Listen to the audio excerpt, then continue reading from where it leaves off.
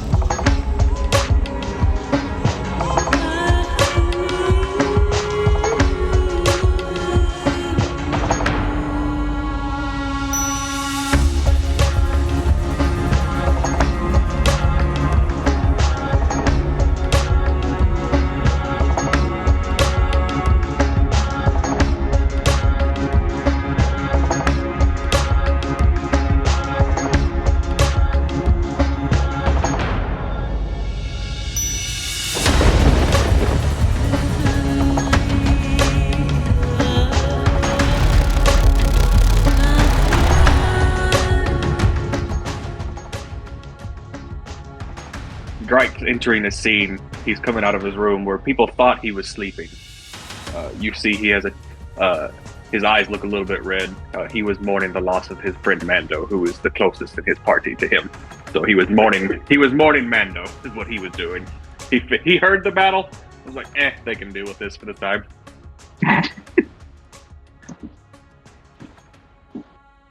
Well, there was everyone's battling, I would say, as normal. Fade tried to do a little bit of trickery when he was initially up on the high part of the deck and made like an illusory duplicate of himself as he retreated. And then Goblin has been throwing out some inspirations while he hides for the most part, and Fade pulled a bunch of scrap metal that has accrued around the ship and given it form into a summoned metal construct that he's controlling to do battle in his stead. Fancy. Nice. Regarding said metal construct, you have control of that, right? Yeah, I do. I moved it. Okay. Was that And did we figure out the other one ones, or I didn't really do anything. I think so. I mean, the tokens that are over there look right. Yeah, cool. All right. So that's your construct and enemy. Yeah. So. Okay, never mind. It's not my turn. I How don't know does Null whose turn feel it about is. these constructs? Yeah, you just don't. I mean, I don't know. No brings up his own construct. They don't last long in battle sometimes, but he summons his own stuff, so I don't think he's got any ill feelings about it. It's just a surprise that. I mean, we're getting to know this new party member, so it's just kind of a surprise that somebody else summoned look like constructs. I mean, so like that image doesn't quite do it justice, because it's, imagine a bunch of pieces of metal that are all tethered together with like strings of lightning that are like kind of holding it in place. So like Eustace Kid from One Piece. Using his magnetic powers for his big arms. Yeah, kind of like Eustace Kid. Yeah, Eustace. And then Fade's a wizard, right? Fade is a wizard. Okay. Yes, Your we piece find of ourselves on the deck of the Neverweakened. Gryke recently having resurrected from his primal meditative rage mourning period over Mando, now channeling all that rage and remorse into, I'm assuming, some punches and. Oh, yeah. So, We need more physical DPS on this in this group. so We struggled a Gryke, little bit last session. we'll put. I pulled him out. I'm just gonna figure out where we're at. I don't know. Okay, let's drag him like over. I don't know. What do you want to do? Like, either where Mando's coming out of the deck, or sorry, the inside of the ship, or up approaching everybody else toward the. Yeah, I would probably be going towards the higher ones, so it'd probably be going up to this one most likely. So back up right behind. I guess it's that fade. I guess I'm walking up Sorry, behind. Mando, fade. Yeah. Okay. Mando has faded. I'm facing towards this deck over here. Like I had run into the hallway and am basically staying out of melee range because I took some hits when I was up higher. Oh, okay. Yeah, so Gryke will walk up. Oh, I want to. who do I need to hit? Clayton, last session they had to, when the air elementals attacked, everybody had to make, like, I think it was streak saving throws because they were getting rocked from below. And so I like to think, like, if Gryke was in this meditative state, like, everything's chaos around him, but he's just like zen and focused on all his rage energy. He comes out of his just shell like, what the hell has been going on here? Right, exactly. So just imagine like the scene where those fires going on, spells, things are being flown around, and the ship's time over. You just see the shell of the door. Yes. Just bouncing around. Right. Stuff flying out of y'all's lockers. It's just hitting him with ding, ding, ding. Weapons just bounce off him. Mm-hmm. So, okay, cool. You're in turtle form, busting out, and let's get you on. Go ahead and select your token and roll initiative. Let's see if we can get that on the. So I have advantage on initiative now, I guess, because of the level of barbarian I am. So let's see if it'll do this. Let's see if it'll roll both. Okay. It says advantage, so I get okay. I guess so. Did it roll twice? Oh. If you say so, roll 20. Parentheses advantage. It's advantage. Hey, all right, cool. Cool. I guess that'll work. There. I'm going to, I guess, keep it where it is. Cal, did you go already last round? Do you remember? No, I don't remember. Did Cal go? I thought we ended at the start of turnover. Yeah, I think we both. Or start of ours. Oh yeah, I think we did. You're right. Yeah. Which makes sense. So, and like I said, last session there was something approaching on the horizon, and as it grows nearer, I believe both fades. You have your bird out. Was that a thing? You had your bird out? I do have a hawk that is my familiar. Okay, but was he out or no? I recall We should get a it little being out. token. Yes. Get a little token for that guy. We'll get a little token later. Cool. Did you say yes or no? Yes. I believe it is, and I can find a token for it. I thought so. Like so. That and Null, as everyone kind of takes a breather, breath of air after defeating these elementals of air, you're like, what the hell? As you gather yourself, you're looking around, and a couple of you have caught those figures approaching from the outside. But so the Hawkeye vision and Null's, infinite zoom in pixel, every time he zooms in, the pixels restart or reset, and it's like a new magnification or a new resolution, everything. So he sees something familiar because you guys have fought these before, but it was a long time ago. I believe at possibly Butterskull Ranch with the air elementals, but on the approach are giant vultures and another flying animal, and at this distance you can see there's also humanoid figures, but they are not riding anything. They are just in the air, flying toward you. Right now, everybody, we'll start with another strength saving throw because you get rocked from below as the air elementals they just continue their bashing. Also, I wasn't keeping or informing everybody, the Neverweakened was down already to 100 HP, and this will be the third rock it's taking. So now it is down to 70 out of 200. So the ship itself, that's what it is down to. So yeah, everybody, strength saving throw as we get rocked. And you hear Aziraphale and Crowley and Titus and Varenus all inside. They're all, every time you guys get rocked, you are hearing, groans and yells from inside the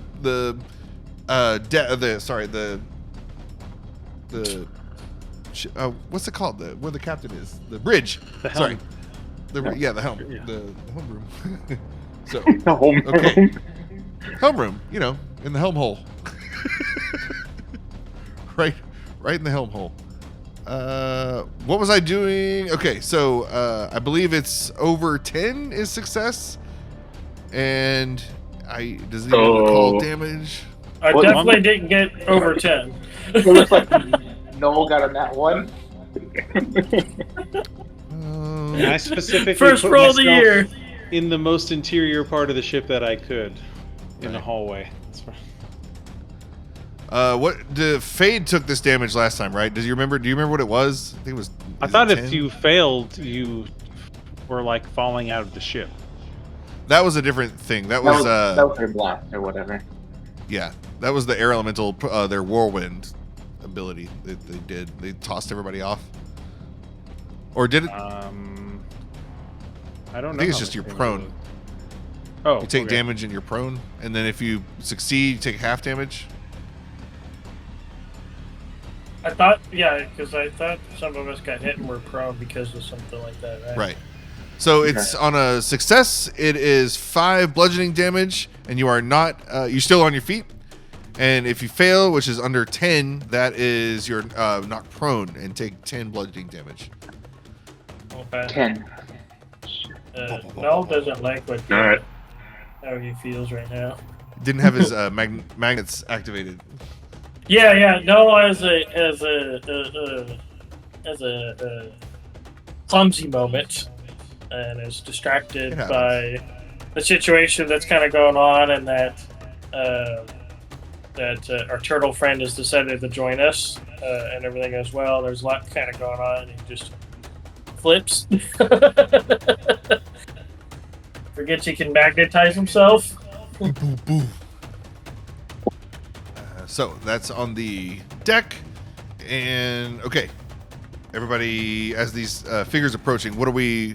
There's clearly something attacking from the bottom, and I will remind people, I didn't last time, but the way the spelljamming ship's gravity works, there's like a plane, and the center is the ship itself. So if you can walk on the bottom of the ship and treat it as a new surface. So like if you walk over the side of the ship, the gravity will keep you on there. Now, this doesn't count if you're being, tossed out several feet by elementals. So, Okay. so what are we doing? Can I use mending to try to heal the ship? I to try and heal myself. Yeah. What was it? A hit dice. So like a D8, I think. Plus, what's the rules? It was for Null, but I'm just saying for the ship. I don't know if you want to do. No, you can. Yeah. There's, I believe. Yeah, no, you've got the notes in here. It's a hit die, at least for me, and then I just use my Constitution modifier. The rules don't really say like how many hit points mending heals on like. Yeah. It just says it repairs materials. A single breaker tear. I got the rules from what was it? oh shit, auto gnome, which can use the cantrip, and then it gets to do that. So no, go back as a playable race. Here we go. Could I assume like the Neverweakened is like shaking because it's getting rocked around so much? And like I said last episode, cruising altitude would be 100 feet, but you guys are being rocked so much. You're anywhere at 80 or 120, somewhere in that range, being jerked around a lot. It's not a smooth ride, and it usually is. Blah, blah, blah. So Here we I'm go. prone anyways, so I'm just gonna go crawl towards the wall and just try to mend anything I can get. And he said, So mending spell cast on you, so hit die, roll it, regain a number of hit points equals to the roll plus your constitution modifier. "It plus con." What? My hit die? Yes. So D8.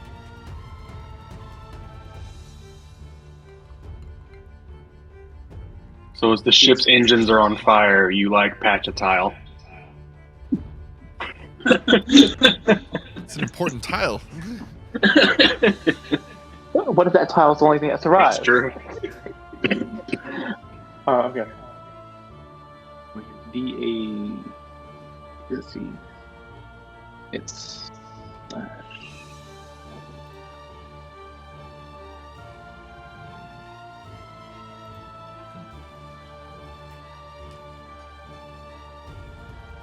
Cool. So what are we doing? What's the deal? You rolling your D8? Yeah. Plus my con is. What's everybody else doing while he's rolling that? I fell on the floor. I also Yeah. fell, and I'm wondering, should we land this thing? As Fade says that, Gryke just kind of walks past Fade, past him. No, I'm here now. You'll be fine. And just casually walks to And the Null bottom just- of the ship. I heal 8. Still at 8. 8, nice. Alright. Noel just gets up, Yay. he sits up. Here's the comment. Should we land this thing? And he gets up. He's like, that's probably not a bad idea. Just for theatrics, Cal, there's it was a leaked gas line. It was leaking fluid, and you're over there, mending, and you got it subdued a little bit. So, but there's 20 more. But good job, yay! Yeah. Enough rounds that'll, might be dead by then, but yeah. So, Well, I don't have let's- it dies for the entire ship. so what's Gryke doing? What's Daniel? So we're gonna spend you guys can have one round now. So I guess if you want to take that to get up, and then or not, do you Well, stay there and do spells? mending is a Tattoo, full lay down minute, and do so spells. mending is a full Fade. minute, so that's what I'm doing. That's 10 rounds, right? That's 10 minutes. That's 60 I mean, rounds? I've got a That's a lot spell of that can heal the ship too, with fabricate, but that takes 10 minutes. Yeah, I think we're Gryke's ahead and- gonna walk on the outside of the ship and see what's underneath it, causing it to rock. Okay, here we Yeah. go. Noel's going to mend himself. Command my my construct to go with Gryke. I only get 6, but hey, better than nothing. Okay. All right, so Fade's construct and Gryke head toward the bottom. We'll just leave the tokens there. That's fine. Just imagine, Yeah. we're already having to do a heavy amount of imagination anyway with these. so there we are. Guidelines. That's the one thing, man. Sorry, a little break, little rant. Daniel, with the the VR thing. Like if the new VTT is as amazing as these YouTubers are saying it is, like having the ability to be, so you could shrink yourself down to mini size, right, and like walk around the map. And, yeah, this is insane. Like, anyways, okay. Yeah, there's some really cool. I've been keeping an eye on project that's a TTRPG kind of like tabletop sim, but with a VR component that allows crossplay for those that are not VR ability or whatever. And it's really cool. It's just a really kind of cutesy thing where you can play as the character, or you can play as the like you move around your little miniature through the map. So cool. So, Gryke goes up there. Engage. We've got. Oh no! Oh, I moved it. Okay. I do not remember clicking on that spell to show it. I guess I did. Descending. There we go. So Gryke's at the top of the initiative as we go to the bottom. Gryke, I want to set the scene. Hold on. I don't know. You're in the middle of a tense battle. Stand up thing yet. So, Gryke, as you make your way to the bottom, we'll say we won't have to roll for it, but we'll say that another round of turbulence, you guys get rocked again. As Gryke, maybe you don't fall to your knees, but maybe you it gets you just a little bit. Like you have to catch yourself from like stumbling. You don't stumble though, as you charge forward with the determination of and all that pain and rage that you're feeling from your buddy going down. As you come around the corner, and to your surprise, like you're expecting something, like you didn't see the guys fighting earlier, so but you knew something was going down. You know something's going down, but you come out and you're basically like braced, but you don't see anything, so you're just like left, right, nothing, and you see Fade's construct come, and is it levitating the construct or does it walk? It's walking along the surfaces like Gryke is. Okay, and how are you controlling it? It just knows what to do? I've mentally give it commands. Nice. And you can see through its eyes, or you...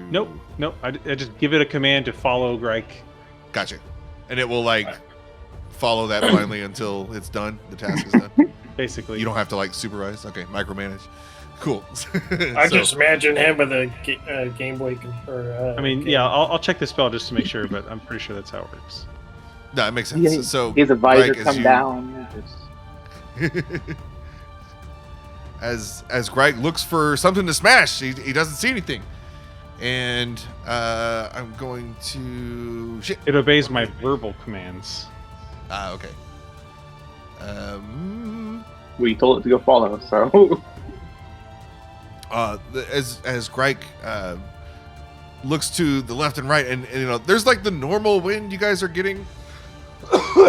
Sorry, I should have set the scene better for so Clayton. Last time, the scene right now is everybody. We were in the ship leaving Butterskull Ranch en route to Axholm to speak with the Phandalorians and the Elder and the Smith.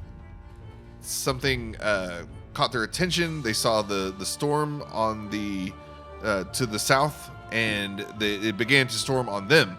And when the attack started, it actually, the first sign was a weird, like, unnatural air pocket forming around the ship as it flew. So, like, going with the ship. And that was the first cue that something was up. And then the air elementals started attacking. Now that the air elementals on the top have been defeated, as soon as the second one, we'll say, is snuffed out, we'll say there was a brief dampening, weakening, faltering of the pocket. So everybody kind of gets doused for a second whoosh, of this downpour, torrential downpour again, before it kind of like reboots and resets, and now the pocket's back again. So everyone kind of if you were dry, now you're not. But everybody started out kind of rainy anyway. So the air pocket goes around, and it's what you're hearing is like you can hear the storm clearly. It's not like it deafens the area inside, but the wind is acting very strangely. You'll get like gusts from the direction like the ship is going, but then you'll get one from behind, and it's just all over the place. And at the moment you actually can't see anything. So I just so also due to my new level up, Gryke's eyes look a little bit different. They have taken on the shape of an eagle. So Gryke can see 1 mile as if nothing's in between him, and he treats dim light as normal. Does that change anything? So You can see that for a being while. said, you can see forever. You can see out these droplets. You see the approaching figures as they come in. You notice that there's 2 giant vultures and a hippogriff. And Gryke was there, right? He saw this before. Gryke saw Similar. Yeah. Similar setup that you've encountered before, but they are en route, and there's several characters, like I said, humanoid figures flying without the aid of a mount, flying magically, it seems. So they're en route, and that is fast approaching, like it's very close now. And so as you go to the place, I'm going to, I guess, I don't know how I should do this. Like, you don't... Hold on. It could be danger sense too, because I can't be surprised anymore either. Okay, well, that makes it simple. So, you see 2... It's called feral instinct. So even if I'm surprised at combat, even if somehow I get surprised from overriding danger sense, I can act normally as long as I rage first. Null's also pretty hurt, but he tries to go ahead and communicate to land the ship as safely as we can. We've got... So, I'm going to say... for the sake... Gryke, go ahead and... Clayton, go ahead and position Gryke. How you think he would be... We're going to say this rectangle is the... Oh, let me scoot up. Is the underside of the main deck.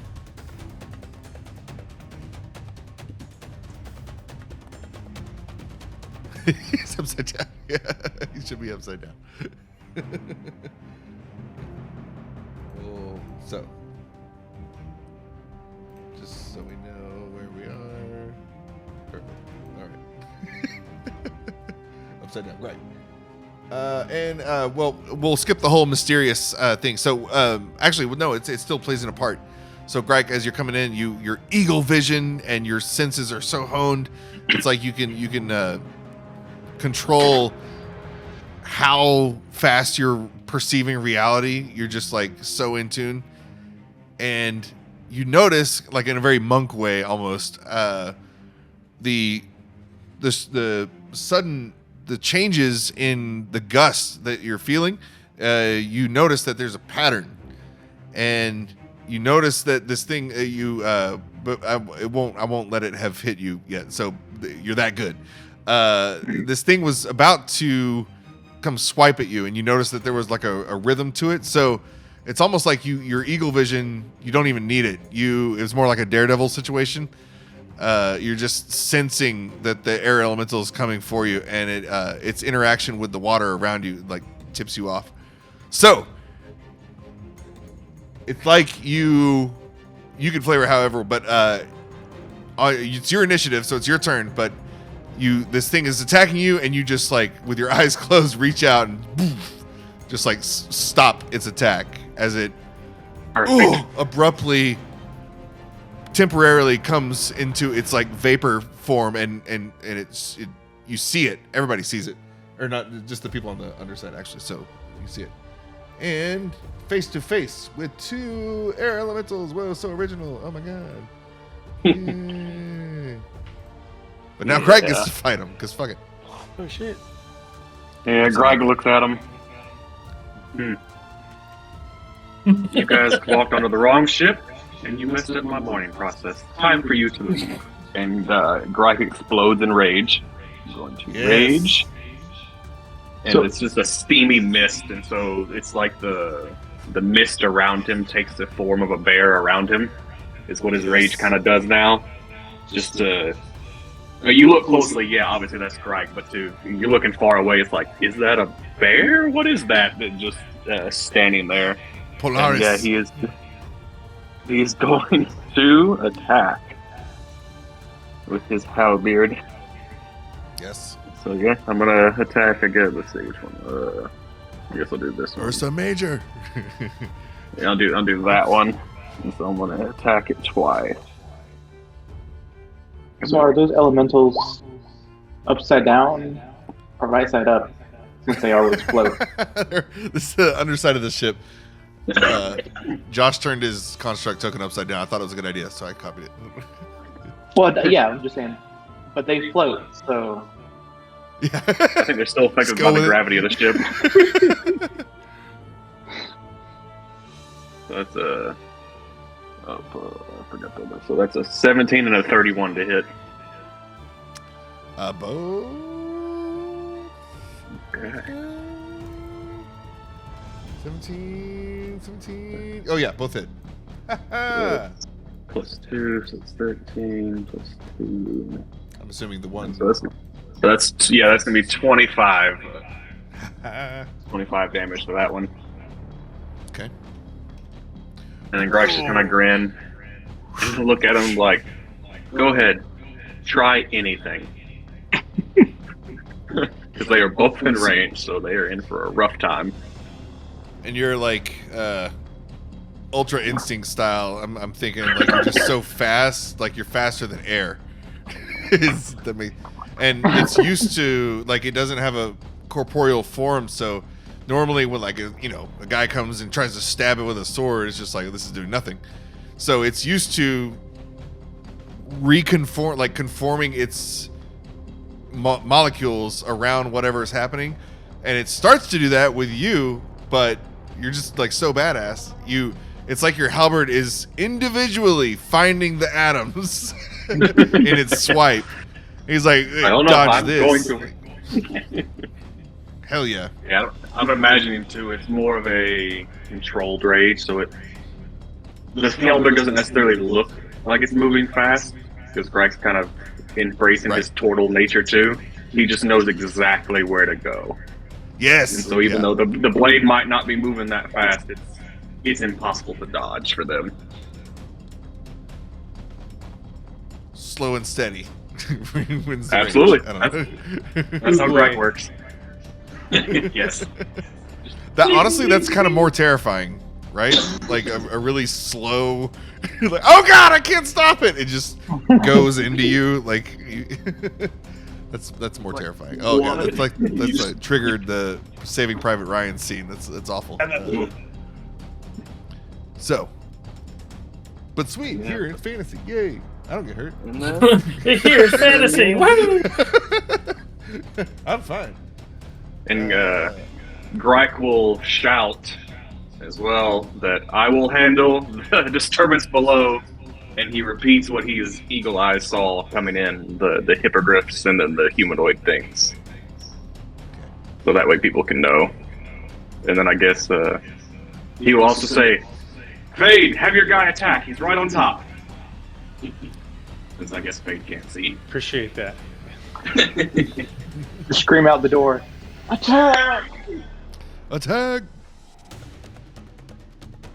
And that's all Gryke's gonna do. He's not gonna move. He's gonna stay right there. Nice. Null. There's no. There's no enemies next to Null, is there? Well, I'll say underneath the initiative kind of screws this up because you guys are like not together. Okay, we're gonna skip Null and Cal. Air Elemental. All right, we'll do one round. We're just doing one round, and then the next thing will start.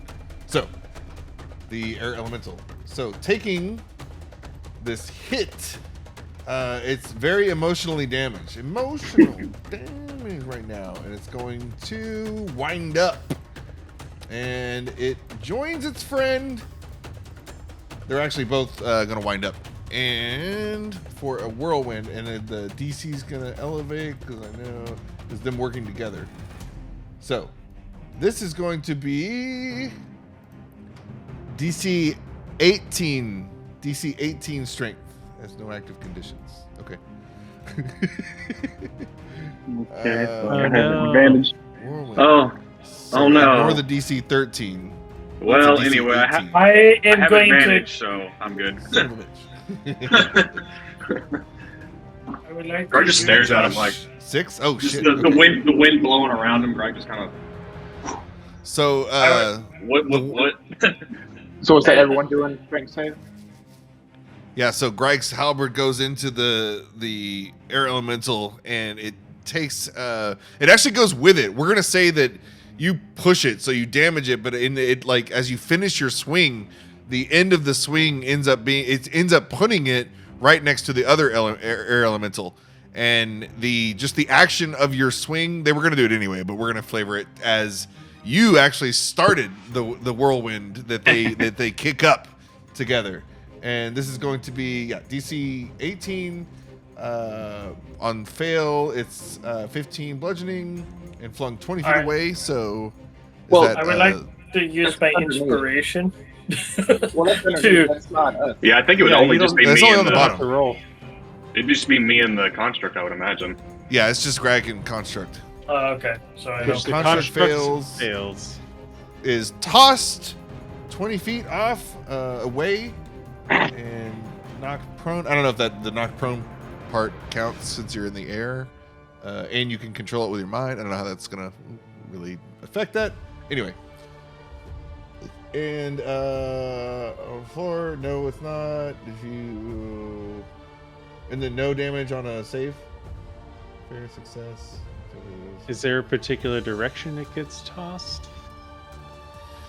You guys are on the bottom, so I'm gonna say like just out, just starboard.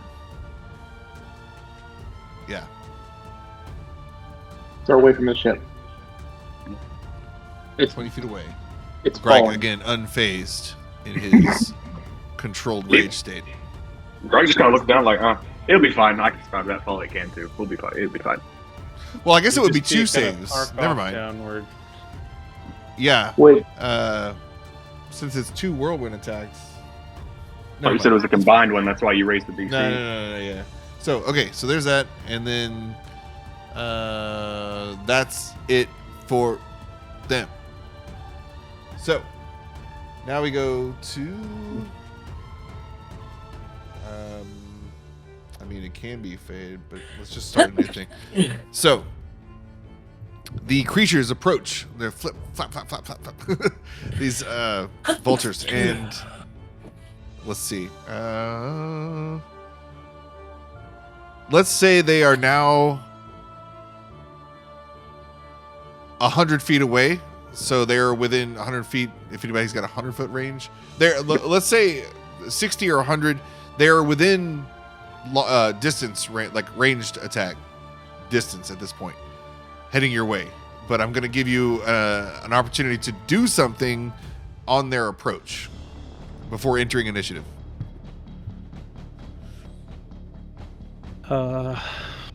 Starting with Null. So it's my turn? Okay. Again, is there... I don't think there was any enemies left in this part of the area, right?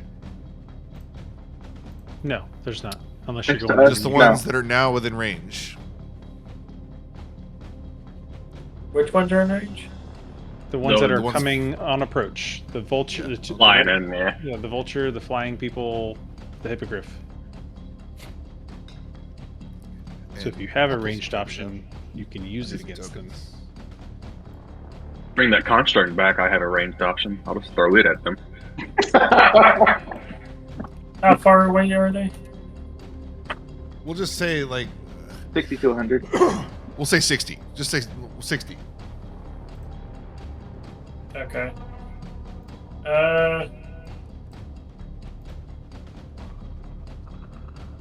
You said 60. Here's an interesting thing. Entangle's 90 feet.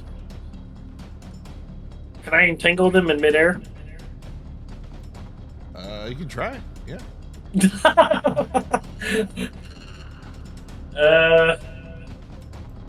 I will go ahead and throw entangle out. Have them go ahead and do their strict saving throw. I'm gonna say there are. Let's see.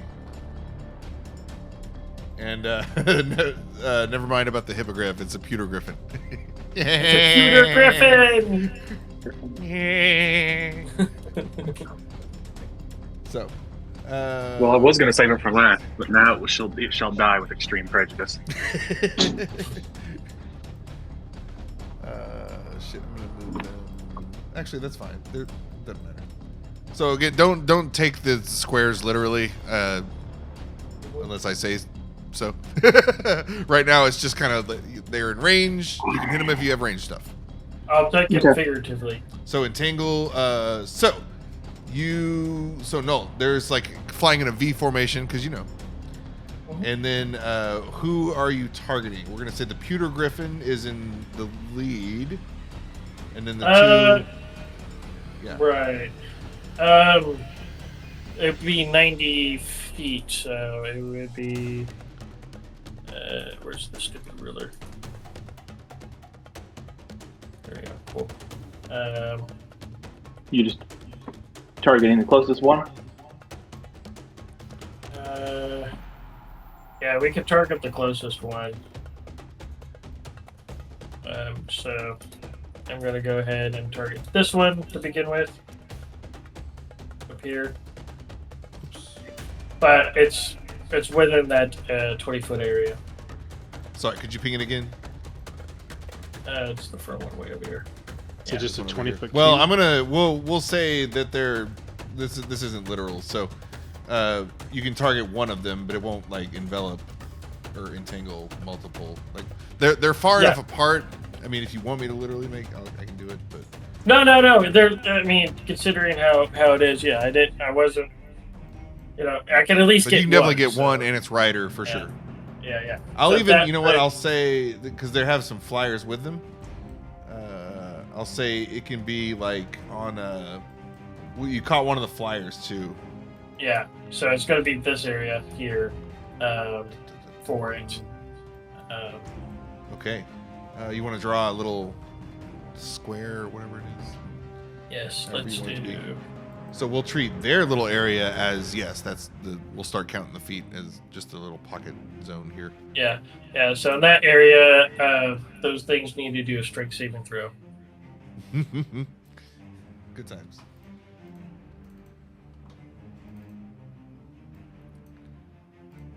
All right, we'll just do the vulture.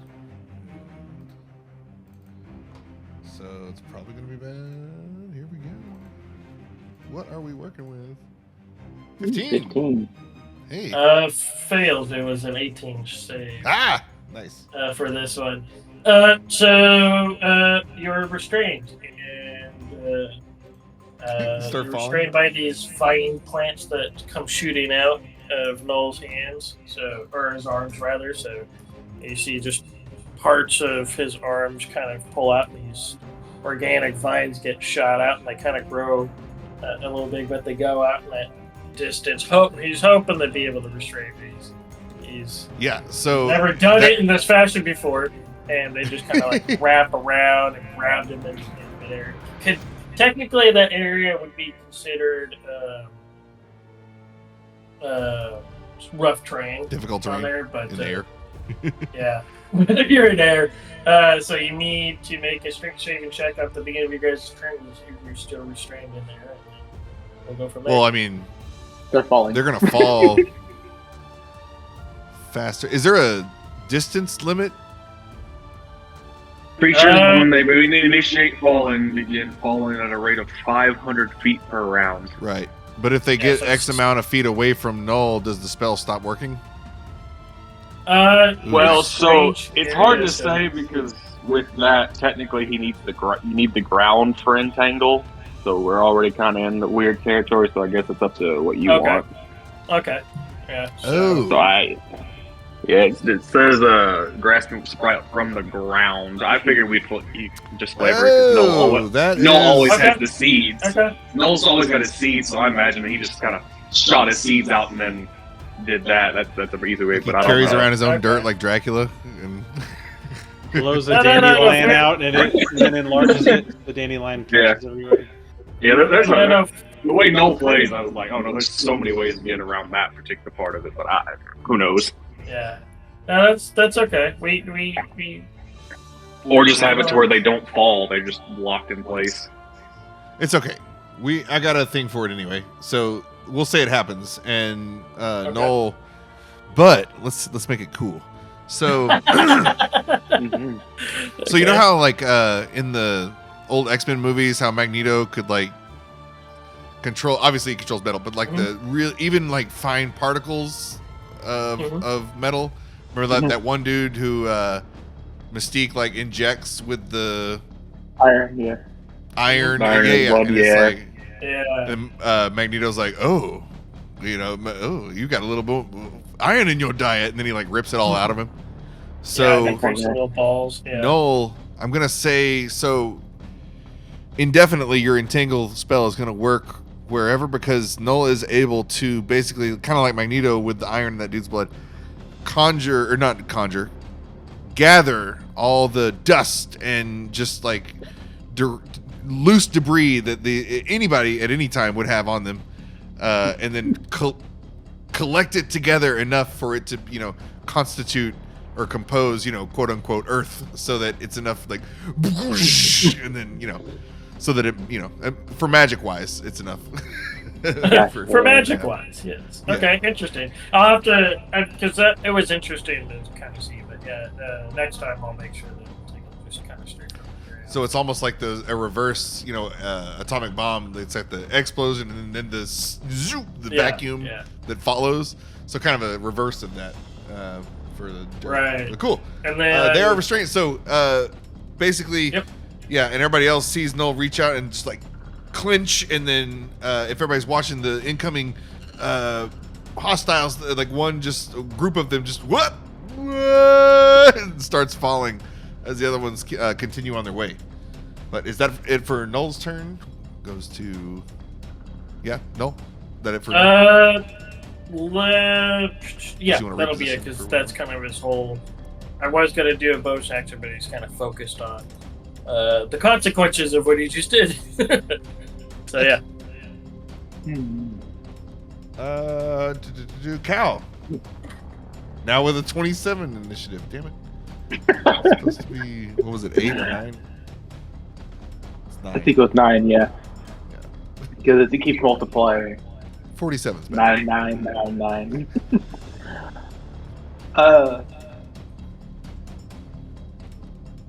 Is this work before? Hold on, let me mute Clayton now that I know that you're gonna talk. So mute. Don't let me forget to unmute Clayton. Okay, go ahead. Alright, so this has worked before, so I'm just going to fireball.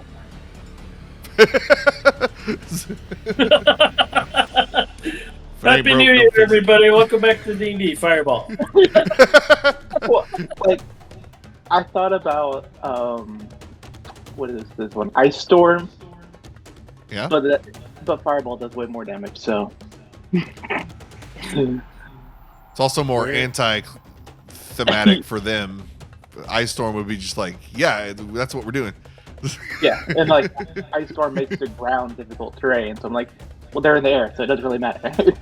I also have Wall of Fire I could have done, but it's like, yeah, they're just gonna fly around the wall though, so not Fireball. Hell yeah. Are Just we gonna shoot a targeting fireball the ones that are falling in the entangled, or the lead Pewter Griffin, or second guy? See, it's a 20-foot radius, so it's a. So you can get either the lead guy and the rider. The the Pewter Griffin with the rider, who de facto looks kind of like the leader. You know, they're in front anyway. Or the other, it would be kind of a similar situation like Null got of a 3. It's a rider with a giant vulture and then a guy flying next to them. Well, you can. I'll probably go with the lead guy then. Okay. The Pewter Griffin. I was So just how saying because the radius was such a bigger radius. I wasn't sure if there would be more caught up in the fireball. So if the main guy, and again, don't take these boxes literally. Like they're farther apart than it looks. So there's the main guy, and then maybe 30 feet that way. The next guy 30 feet that way is the one falling, and then 30 feet behind him is another like loose flying guy under a spell. But you can get him. It'll just get the beast and the rider, or the monster and the rider.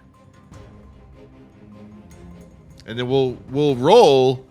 If you roll a D100, and if you roll above an 80, then the next guy he'll fly into the fireball. Like he won't have time to react. Oh shit! Because it's gonna hit these first guys. All right, let's see what. This is the weirdest air fight. I think that's fair. 55. Okay. I'm gonna D100. All right. So yeah, fireball. I'm just gonna fire at the Pewter Griffin. Go away. It's slowing down my computer. It's a dex save 17. Dex 17. Here we go. So the first guy. Oops. The second guy does not fly into the fireball. The second guy doesn't fly in, but it's just. Oh, okay. It's There's the priest. 7th Pewter level, Griffin. jeez. Yeah, it's from the staff. And that thing Okay, so they regains both failed, charges. right? It regains charges. Yeah. Hey, what's your AC? Oh, sorry. Let me turn. I gotta turn it back on. Okay, Clay, you can talk now. Oh yeah. Whoops. Fade, what's your AC sitting at right now? I'm just curious. 15. With my mage armor. With mage armor is a 15? Yep. Okay. I am After a this wizard. battle, Gryke might give you something. Oh. Are we handing out gifts now? Yeah. So the Oops. 48 damage, 48 fire damage. 48. Yep. Fucking hell. Nice. That's funny. Hold on. Sorry to our headphone listeners. Hold on. Here we go. Okay. Wait. So. Okay. I see Null entangle and they start falling. I bring out my staff and just say, "Fire!" Yep. Okay. Smack So. him right in the face. like an anti-aircraft cannon. Now I gotta rewrite something. Okay, so this guy. All right, you got him. There we go. You see exactly. You see Null lean over after he's done it. Oh, air frag.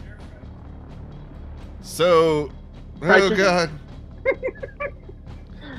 Well, it's okay. So the second guy doesn't fly into the fireball, right? No, he doesn't. Okay. Well, I'm gonna make the second guy the first guy now. So, your fireball, we'll say hits the griffin dead center, like right in its chest, right, and the whole monster, like the whole beast, is enveloped in this literal fireball in the air. The guys next to him wince and whoa, kind of the sheer explosion, like the force from it pushes them off to the side, so it like affects their course. And the fireball, when the Pewter Griffin emerges from, like, he's still flying, he's still going, right? He's not prone or anything. What was damage total? 48. Yeah. 48. So Death. ooh, but he is resistant. Yep. I remember. Resistance, fire, immunities. Where? Holy shit. So, Pewter Griffins are strong. The Pewter Griffin emerges from your fireball unscathed. But it it throws itself off balance a bit and it flaps a little too hard because now it has to adjust for about 180 pounds difference because the guy riding him is fucking like evaporated. It's nothing. Nothing.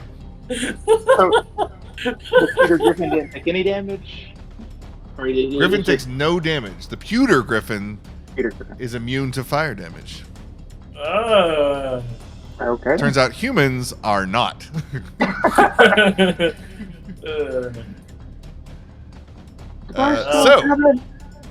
No chicken nuggets for you. Good lord.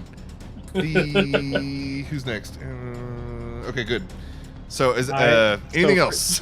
Fade has not gone yet. Fade? I thought you were going to the air elementals. Thanks. Not them, but they're sharing initiative with these guys. It's going to be a thing. So anything else for Cal?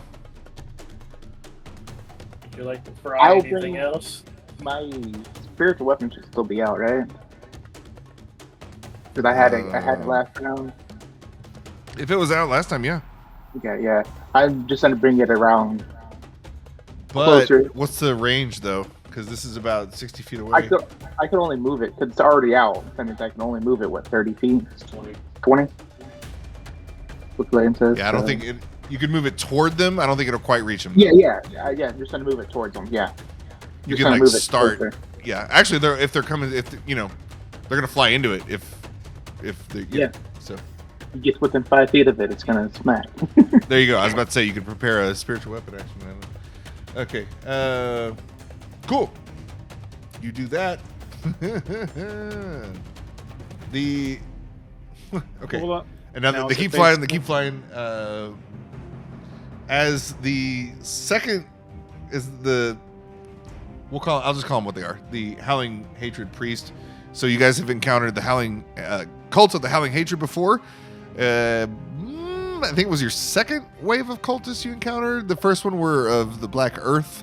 You just massacred them in the Necromancer's Cave, and then the Air Elemental with the next one. We got those guys at Butterskull Ranch. We fought Butterskull Air Ranch. Elementals. And after the fight, if anyone remembers, you let one go. There was a survivor. And so in this session, we would have played that little clip before this session. So anyway, there was a survivor, one that got away. So One that we let go. Yes, the one that you let go. You let him live. He was begging for mercy, and you showed that mercy. So, and I'm gonna make it to where Cal didn't just kill him. So, the guy who flew through the fireball the second, so that he didn't take damage, but as soon as he gets through that fireball, we're gonna cut to them real quick. Sorry. Now they're within earshot. We skipped Fade's turn last round. I didn't get a chance to do my range shot. Oh, you want to do I don't remember Fade having gone. Yeah. Fade hasn't done his range. Okay. Well, Fade. So my plan was to throw out a hypnotic pattern. Got the 120-foot range. Okay. And it's going to be on the... I don't think I can get the Pewter Griffin and the others, so it was going to be on this group here. Yeah. Can you throw that on the chat? Yeah. And this one's I the know Pewter it, but- Griffin.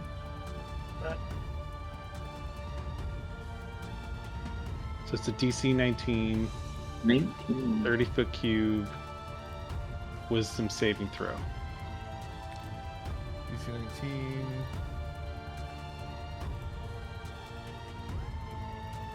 Walter. On Dex? What was it? It's wisdom saving throw. Wisdom. Sorry. Wisdom. And when I do that, the electricity that was holding the construct that is now falling dissipates as I stop concentrating on that. So I don't know if it gets all three of them or just the two based on how far apart they are narratively. The three you can get all three. I'm having issues. I can't pull up my just the Howling Hatred cultists for some reason. Like shift double click on the token. I know it's not doing it. It's just pulling up as if I hadn't pushed shift. Everybody else is working, and I don't have its little guide pulled up, so I don't understand. Just pulled out a new one. It's still not working. Good. It could be a token issue. It's not my token. All right. Well, fuck you then. I'll just go over to D&D Beyond. Full on stat block. This is really anticlimactic because of what's coming, but okay. Oh, this is break time. This is. Okay. And we made it. We made it. I'm sure it was worth it. Wait, I'm sure it was worth it. Okay, so what do we get? Giant vulture. Does everybody fail? I'm assuming. 16 and 9. 16 and a 9 fail, yeah. And 13 fail. 13. I don't see the 13, but yeah, that also fails. So they are do that? charmed, which makes them incapacitated and their speed becomes 0. Nice. Now, did we determine they fall or they just like hover? They fall. They start falling. Let me look up the incapacitated.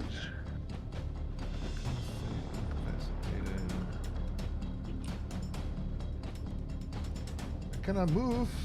Conditions. Incapacitated. An incapacitated creature can't take actions or reactions. Okay. They're just floating. Flapping. You're just in their head, man.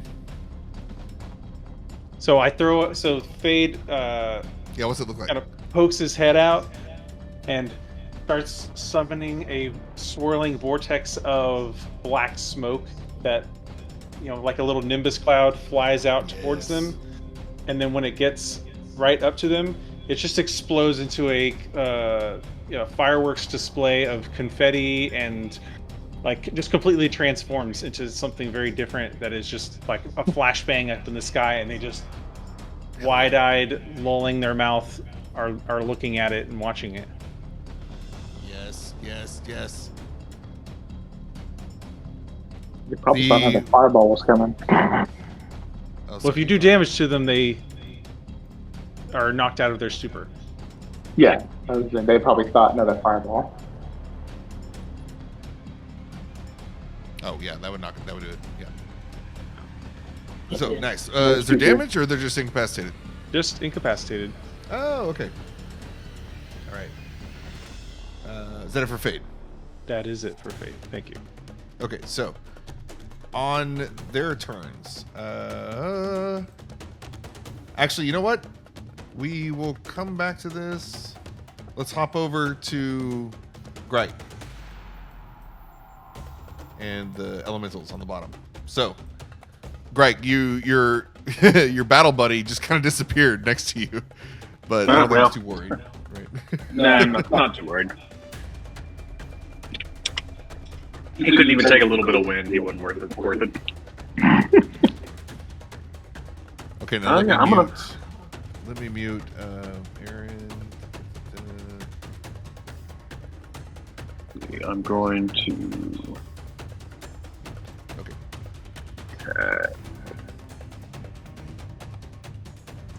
And one more. Okay.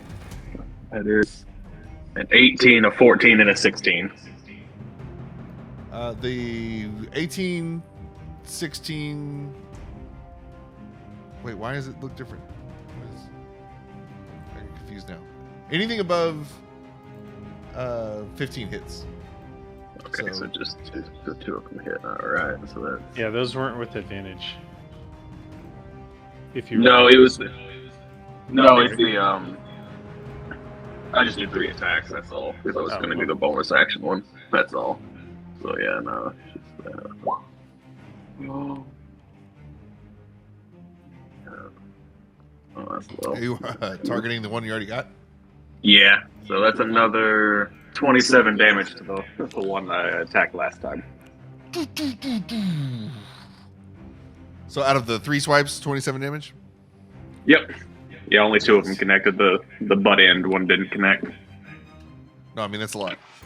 So basically 2 interactions with this thing, and it's kind of, it's not fleeing, but you get the impression that it's like struggling more than it thought it might be. And yeah, it's like it's accustomed to. So everybody keeps going. That it for Gryke. Yep, that's all I'm going to do. Missiles. He's just hoping they try to run, because they will be in for a rude awakening. Going to attack. They're both coming down on you, and it's just concentrated, tiny, like gust, like little shots of wind, is how we're flavoring it. It's but as in sync with the elements as Gryke is, that even air, anything concentrated hard enough can be deadly. So they come at you from several angles, trying to throw you off your guard. Doing 4 slam attacks.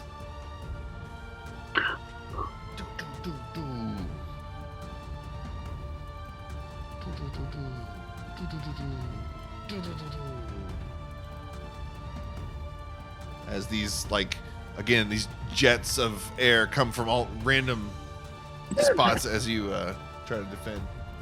But yeah, so does anything hit? Gryke's AC is 17, so 17 right 3 now? of them hit. Nice. So 3 of those do. It's okay. Slam. They don't hurt. Slam. I mean, they kind of hurt. I mean, that's not nothing. It was so They wrecked me in like 1 round. Yeah. I mean, he's making chop suey out of 1, and They're but yeah, scratches, I guess. yeah, a few dings on the shell. Just a couple nicks. All right, but they're staying there. Now we'll cut back to the top side. 20 damage, barely So they anything. just went. Now They can do that 4 more times Nice, Jesus. before I even wild shape. Like I was saying before, actually, hold on. The Null, it's your turn, but the guys coming in, the one, he is a Howling Hatred Priest. He was behind the one that just got evaporated. He flies through like the dissipating flames of Cal's fireball, and kind of does like a Z fighter, like mid-air stop, starfish pose, or Iron Star, whatever. And wait, and you hear a man's voice, a young man's voice, calling out, and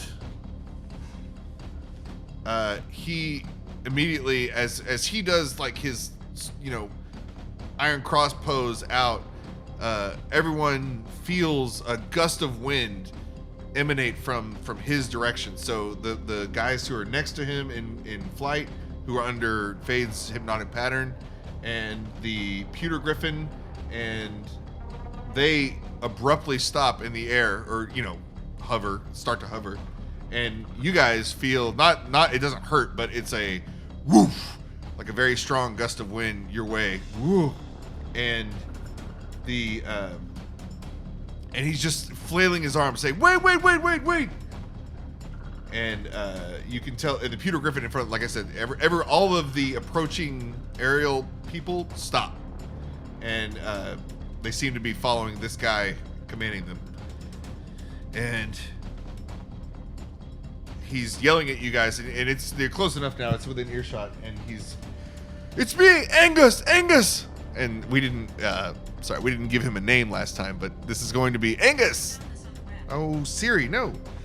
This is going to be Angus. I found this on the web. No, you didn't. No, you fucking didn't.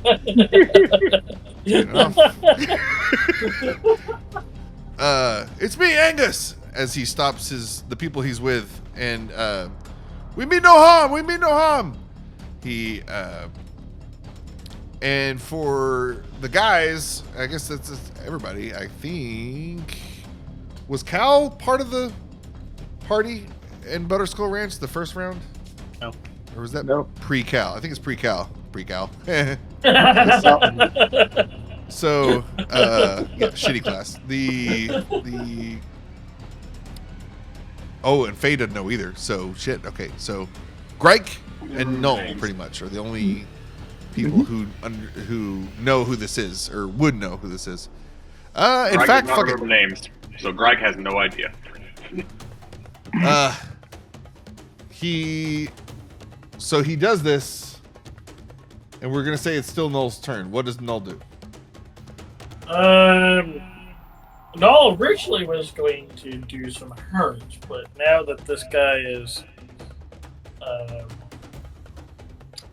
gone ahead and expressed that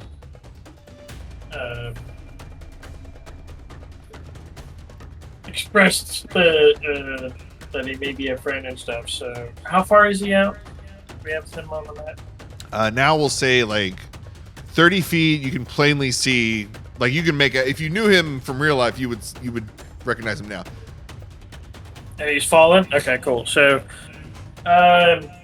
Null sees this. He's going to have a change of plans. Instead of doing what he was originally going to do, he's going to Thorn Whip and grab Angus to pull him in towards him. He's not falling. Nice. No? He was the dude that was Angus? flying. Yeah. Thorn whip. That'll work. Yeah. Yeah. I'm just pulling him in. Are you trying to do like a non-damage Thorn whip? Yeah, I'm trying to do like a non-damage thing, because originally Null was going to Thorn Whip the big griffin and just start beating the crap out of it, but since Angus has revealed himself out there and maybe if a friendly, he's going to try and wheel it in without causing damage. Nice. Okay, yes, that works. We're gonna pause for a second though. My dog, she needs to be let out, and we'll do a water break and stuff. I will put up a placeholder image and mute our audio for the stream, so that it's just your fake selves on the thing, and they won't hear us. But I'll come back. So we'll say like 2 minutes. Yay! BRB. Starting now. There we go. Perfect time to turn this off. All right, so mid-battle. Yes, the Thorn Whip grasps the Howling Hatred Priest, and he doesn't really put up a fight. He's still like, hey, whoa, whoa, hey, whoa. Arms up, and he doesn't fight it. You reel him in. And let's say the Pewter Griffin, he starts to lunge or reach out for his master or whatever, but he stops him. The priest just no, it's okay, and he lets you reel him in. So you have Angus. Yeah. So Null. Yeah, the whole thing is Null was going to do damage. Angus did his thing. So he pushes out his right arm, and out pops up this metal sort of looking rope that latches around him. You just kind of reeling him in, and he bringing him to safety. Go get your arm. Yeah.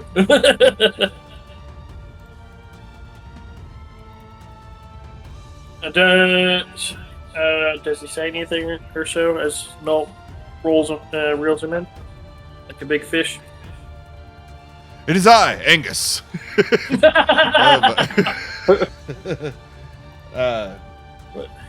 And who are you? Angus, I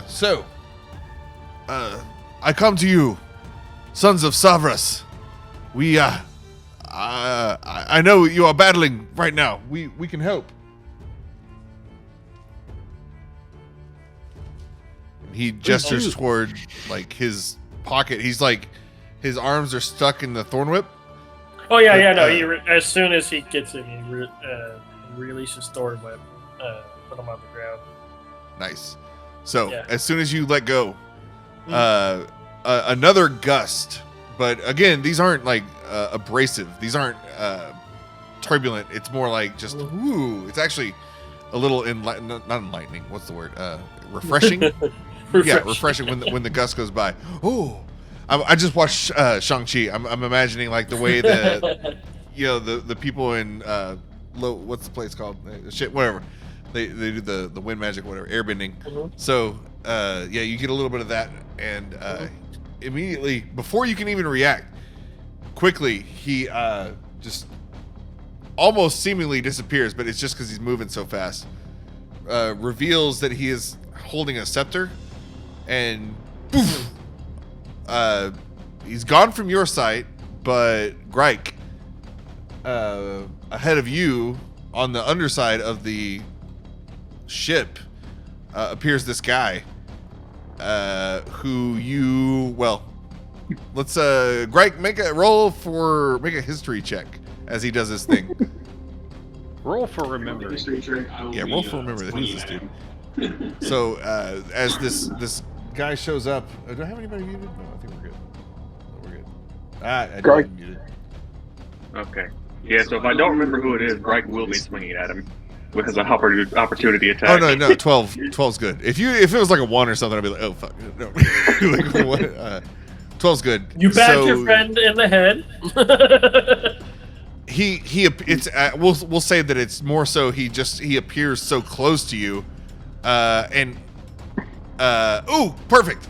So Gryke is in melee with these air elementals coming down, slamming him, and we're gonna say that this guy just appears in front of him like ninja style and holds out his scepter, and Gryke, you see a very bright blue, grayish swirl of magic start in the gem of his staff, and then just it makes a very, very low frequency sound, like a subwoofer almost, like and reverberates out, and it doesn't hurt. It's actually, again, like I said, it's actually kind of feels a little tingly, a little good.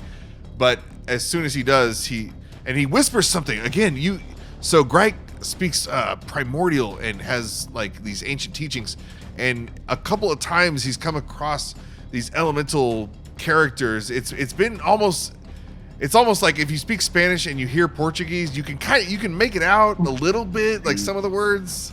It's almost like that whenever he hears like Terran or Igni, or in this case the air one. I can't remember off the top of my head, but he hears a little utterance, and magic is spoken as the air elementals freeze for a second. It's like all their molecules are constantly swirling, but as this wave emanates from his staff, as soon as the wave hits them, they freeze for a second and then just evaporate on the next wave that comes.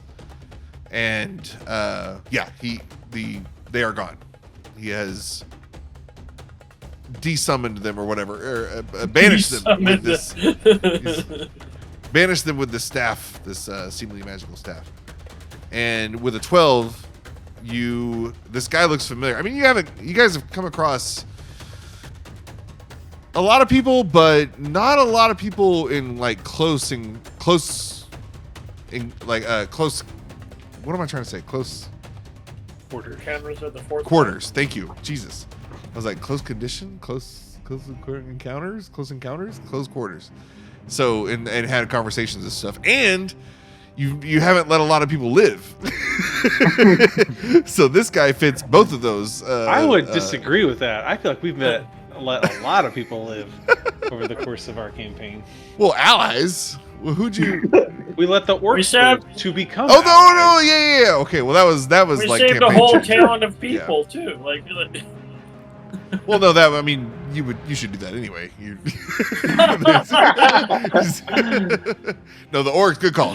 The orcs. That was huge. That made this whole campaign. So, okay.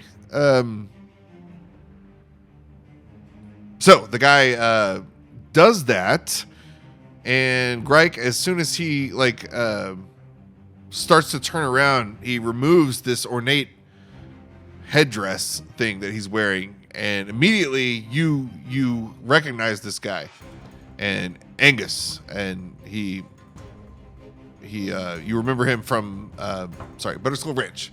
He's the one that you let live. I forgot whose suggestion it was, but whatever. Somebody you're part of it. So.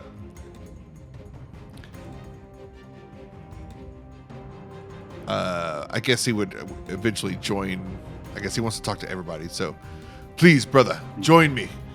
I shall explain myself and why I'm here. The What we're doing. fireworks display, and his compatriots fall out of their stupor. Perhaps we should deal with the ongoing situation, All right. and then sit down and ask questions and get familiar. Is the ship still rocking? I was about to say there's one negative thing that happens when he does this. The ship stops rocking, so that's good. So the magic that was it was the air elementals attacking the ship. That was what was causing all the. So they're gone. So that stops. But they were also kind of part of this air pocket that was happening. So that falters and the rain starts again.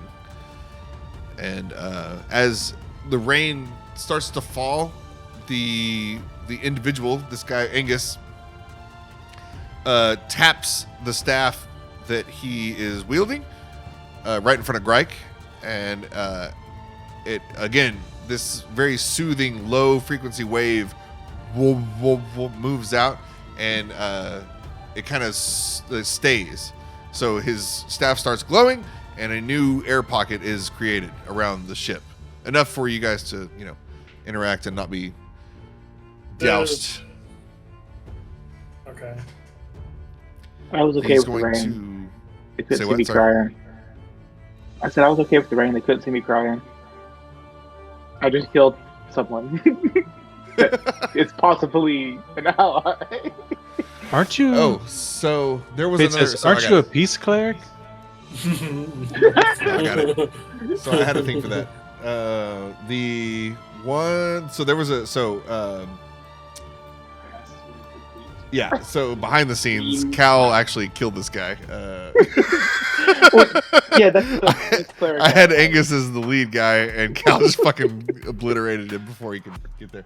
No, so the entangled. So there was a priest that was entangled with this, and he would have used his various reaction and magic to keep them afloat at least, and then that would have given them time to get out of this. So as you're kind of he's Gryke, I'm assuming Angus and Gryke are walking back topside. At around the same time, the remaining, the survivor, everybody who didn't die from Cal's fireball, they fly back, and it's oh, they're back, and they're kind of throwing off vines and foliage that sprouted up around them. They're tossing it off as they've escaped from this. So they did survive, but not can't that first imagine. guy. Yeah, I can't imagine the insurance report on that thing. How'd you get those burns? I got blown up in midair. For real. Like some dudes in a so- flying mosquito. Let me come on. Yeah, I'm just gonna move everybody down to Neverweakened. So does that end combat, or are we still being attacked? No, out of combat. These are friendlies, non-combat. I mean, you can kill them if you want, but they are. No, I'll leave that up to them. So I've got this over here, but we'll just say everybody's on the main deck.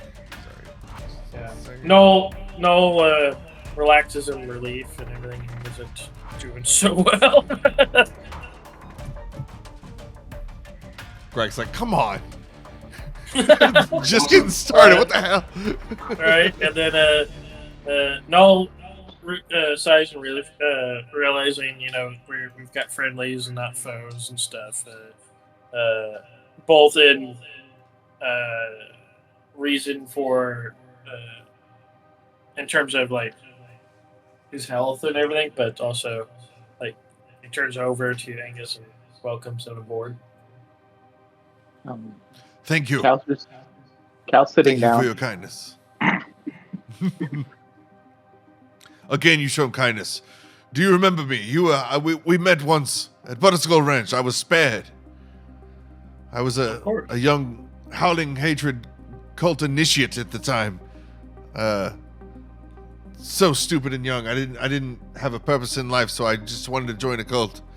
My friends were doing it. That's what you do. It's what you do after high school. Everybody, you either become an adventurer or join a cult, and I couldn't afford armor, so I joined a cult. And We started off just selling herbal supplements. Door to door. they asked if I wanted to get high. I didn't understand that it would mean being in the air and fly and falling, perhaps. No, but when I was just an initiate, I was conscripted into this cult, and that was my first mission. Was the Butterskull Ranch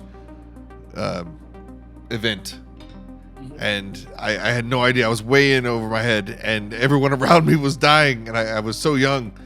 I mean, it's been a year, so we'll say he was 18 at the time. Now he's 19, but still.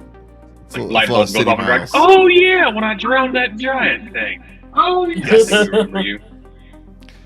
Yes, thank you again for letting me live. I am one of many a growing number within the cults. I know you've run into each sect so far of the fire, air, earth, wind, or water. It seems we have, unfortunately, done just that. And while the situation's grim, I must tell you that there is a growing number within their ranks who sympathize with the Sons of Savras. That's what you're being called. This is the being known as Il Padrino who goes around. I've been witness to several of these meetings. Being part of the Howling Hatred cult, we are tasked with taxing people around all of Faerun. The organization has morphed and evolved into something unrecognizable, and I recognize. I mean, I understand that when I joined, it wasn't good, but your mercy struck a chord with me. It made an everlasting mark, and it's something I wished to repay. And I wasn't. It's not like I started to recruit. I didn't try to recruit anybody as initiative. He's looking around with his cultist guys, and these are clearly cultists. That's all they are. They're dressed like that, but they're there's no anger in their eyes. There's just kind of desperation and fear. They're lost. He continues. The giants and the cults of elemental chaos or evil, but they call it chaos for branding purposes. But they're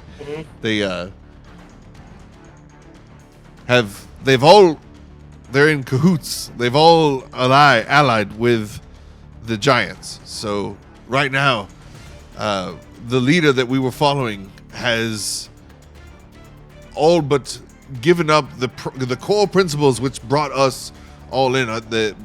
Myself and the young people I knew and met on my journey. It seems like all has been abandoned, and they've allied with the cloud giants now. As you may have seen, I don't know if you've encountered them, but you need to be on the lookout, because I think the fire giants have allied with the cult of the Eternal Flame. No, I was trying to remember if we've met any of these so-called giants. We can't test that. The Tribor was just murdered by giants in the fire cults. Tribal. Tribor's gone. Tribor is fallen. We've saved who we could back at the ranch. One of the there's this guy. He's the most ornately dressed. You can tell he's not just an initiate anymore. He's leveled up and upgraded. But one of the guys next to him seems to be like a specialist at aerial combat, and he stammers forward. Please tell me, Tribal, we're the survivors. Yeah. Yes. Not many. A small number that were able to get out and that didn't go to the rodeo. Those that we could save. He looks back and he says, Balthazar. And the one he's addressing is also a kind of the more fighter-looking guy. There's the priest with the headdress, and then there's the more fighter guys. He's looking at another fighter. Balthazar, we, our family there, and the other one says, I know Godfrey. So these two are named Balthazar and Godfrey. Godfrey says, I know. He steps forward and kind of makes eye contact with Angus, and then Angus, nods to him and tells you guys, like, we have many in our party with family members in Tribal. This news comes heavy. And he looks at them and he's going to ask them, do you want Balthazar, Godfrey, do you want to continue as we planned or go there to check on Tribal? And Balthazar and Godfrey, they're going to mull this over for a second while you guys talk to Angus. Don't go to Tribor. Go to... Yeah. The refugees are gathering in Butterskull Ranch. Yeah. Butterskull Ranch. After the fall of Tribor, if you want to call it that, we ferried who we could out to the ranch. It's now... Oh, thank goodness. It's now it's a giant refugee camp. But yeah. We are literally just coming from there. And we'd be happy to give you a ride back once we get done with some of our stuff. I don't think they need a ride. Gestures to the big birds. Well, we'd be like we could go as a group and it's better in numbers sometimes. But if you would like to go ahead, by all means. This is a good progression. I like this. I wasn't expecting this. So, the Balthazar. You know what? I'll roll for it. But I want to roll for you guys. Oh, I gotta brag a little bit. Oh, okay. Boss got me this little. Here, let me make it full screen. Hold on. Big screen. Oops. Hold on. Too many mouses. Too many keyboards. All right. DM cam, copy, paste reference, but like make it big. Am I big? Fit to screen. I'm big. Okay. My boss, Katie, got me this like bottle, like a beer bottle holder thing. Okay. That's also a dice holder. Oh. So it holds dice on the top, so it's got a little like a compartment for the dice to come out. So obviously you don't do that when there's a bottle in it, but right. Like it has here, and then you put it in the top. It comes out. It's pretty sweet. Cool. It comes out. Pretty cool. So that's I'm gonna roll for whether this dude does this thing or not. Roll for happenstance. All right. No more Big Sean. Small. Okay. Da-da-da-da. Fuck yeah. Okay. So,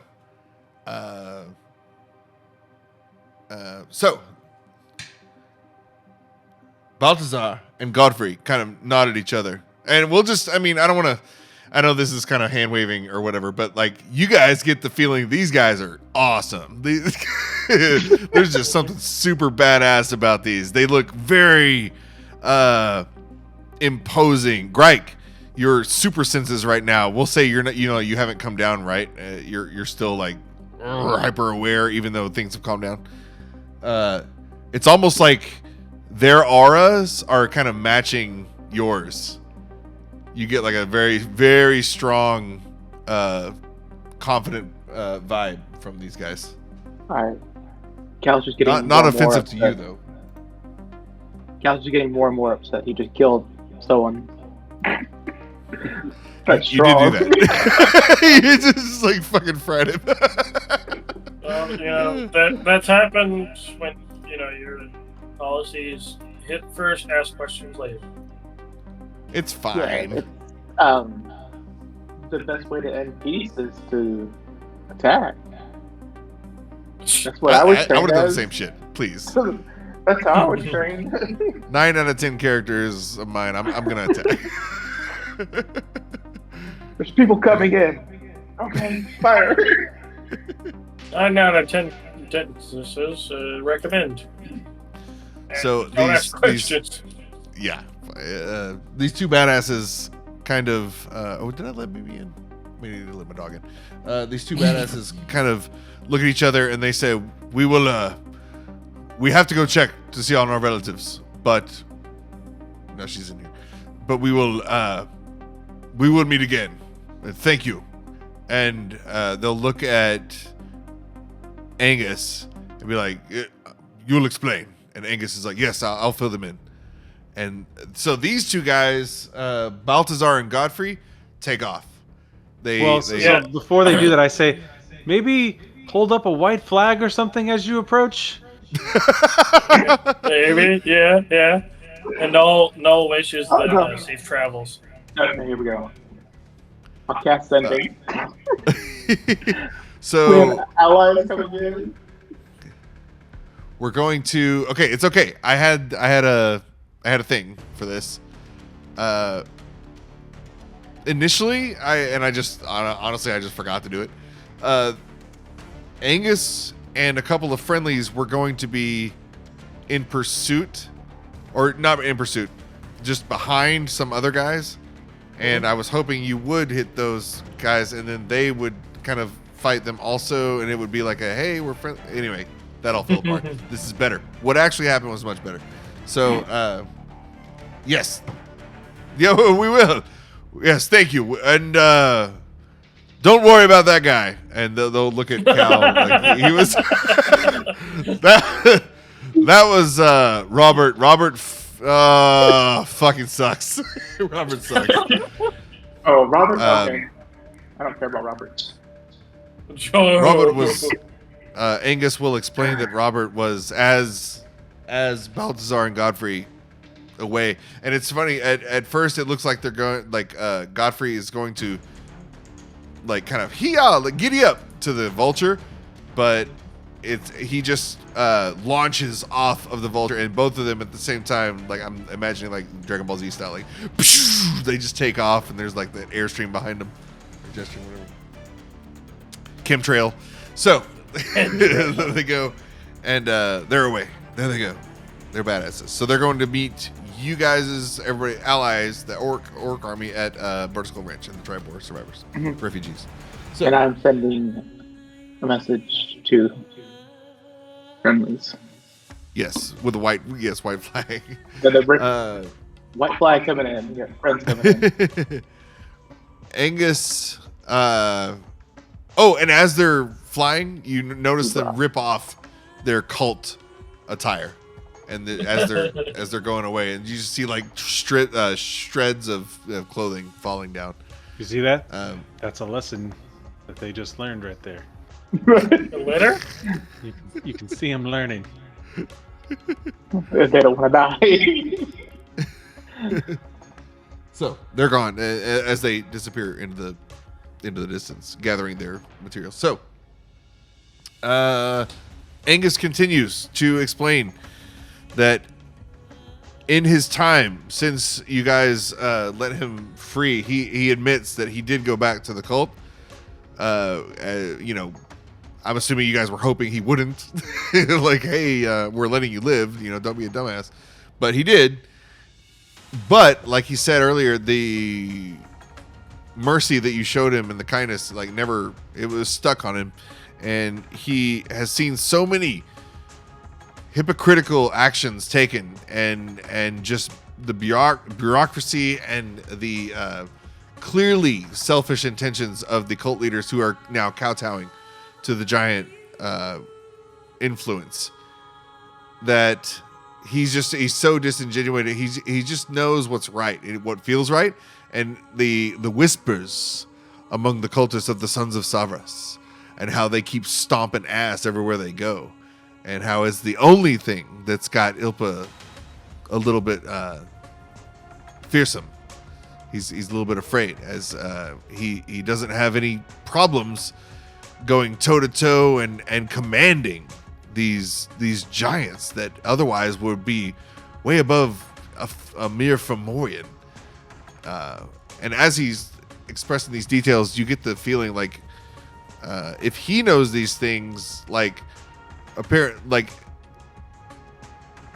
there must be a lot of exposure within the cults and giants and courts themselves of Ilpa's plot, and maybe not overall plot, but at least his actions. And it seems like you guys have witnessed him hold power over every giant he's been in close quarters with, proximity to.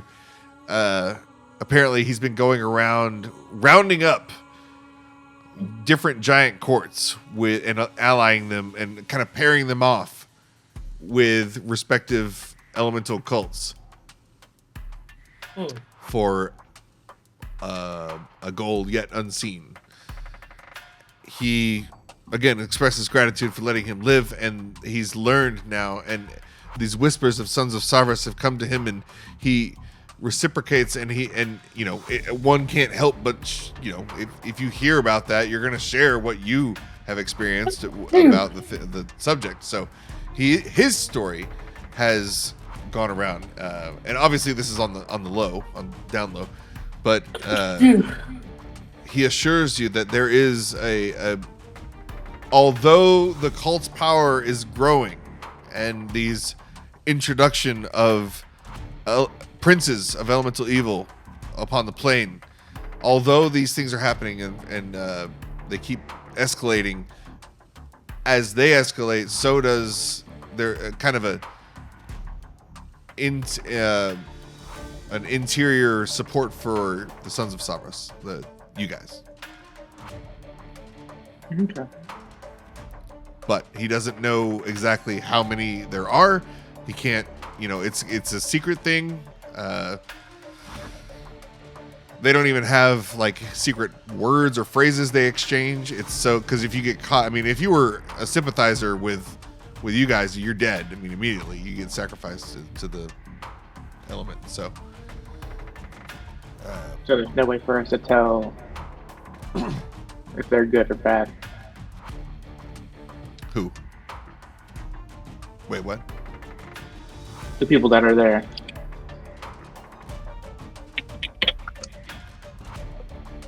If we were to get attacked. Oh, yeah. Sorry. Who's what? So what was your goal in intercepting us? Just to meet with us? How did you know we were coming? Sorry, I did not know you were coming. I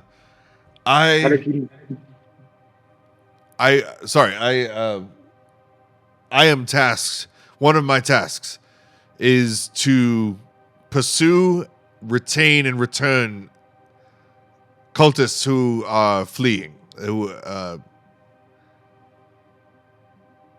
Those who denounce and try to escape. Part of my duties is to round them up, and most of the time it's just cowards. And even though I am currently stuck in my position, I feel like I can do good overall for the realm where I am. I've been close to many powerful items and people, and I feel like I'm in the right place. My gut's telling me I just need to, and your inspiration, I just feel like this is the way I can help. But I already knew Balthazar and Godfrey. I knew they were sympathizers to our cause. And when I was given the order to pursue them, I mean, I knew that I was going to go after them, but they know me, and I was always going to let them go away. But this is where the Cal exploding that guy can fit in. Of course, I had to take my squadron with me, and we pursued them. But it was never my intention to allow my minions to actually attack them. I was going to betray my party upon seeing Balthazar and Godfrey. But luckily, and he looks at your the way you're dressed for a second. Your cleric here took care of that problem for me. Now, as I need to tell you, okay, we are currently at Icespire Hold. Have you heard of it? Is that Familiar. where the dragon we killed was? Make killed a the history dragon? check. No, it is. That's fine. Looks over and It he's doesn't like, say that. Little Bird says that. looks over and he's like, you killed a dragon? Icespire. Nobody has to roll. I mean, that's obvious. Icespire Hold, famously where the orcs were ousted by the dragon, and that you guys defeated. So, and the last you heard, I hear Bella the nails. She's walking around. Bella, come sit down. The last you heard was shit. Where was it? Our orc bros were like colonizing it again. Yes, sorry, thank you. Yes, they had sent patrols back, and they were trying to rebuild. Yes, thank you. So, but Angus regrets to inform the cloud giant, Countess Sensuri, and her cloud castle are stationed directly above Icespire Hold. This is where they are currently docked. She has a kingdom, or a whatever the count version of that is. It's a floating castle, magical. It floats, and they are able to travel. And currently, they have met with the cult of the Howling Hatred, and they have which has moved its headquarters to Icespire Hold. Icespire Hold is now the headquarters of the cult of the Howling Hatred, with a crown of a cloud giant castle above it.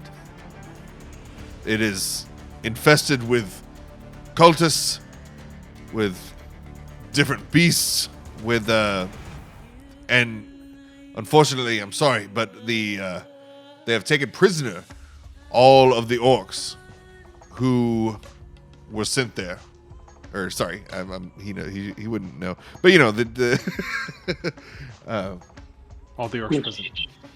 Shit. yeah, this is like half him, half DM.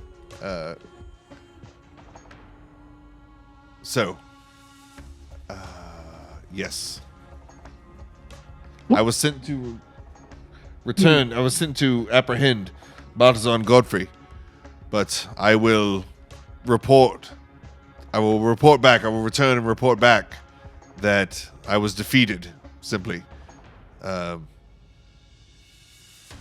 perhaps if you could hit me with like a half a fireball or something, so that I could go back a bit singed to add some gravitas to my story. Right. But- I cast prestidigitation on them to make all their clothes tattered and Nice. roughed up. So yeah. Oh yeah, Gryke. I guess Gryke stops. You realize Gryke's fist was about half an inch from the dude's face. Like, oh, okay. We're not. Oh, okay. We're not really doing this. I like that the guy is like, punch me in the face to make the story more believable. I mean, yeah. Sacred flame.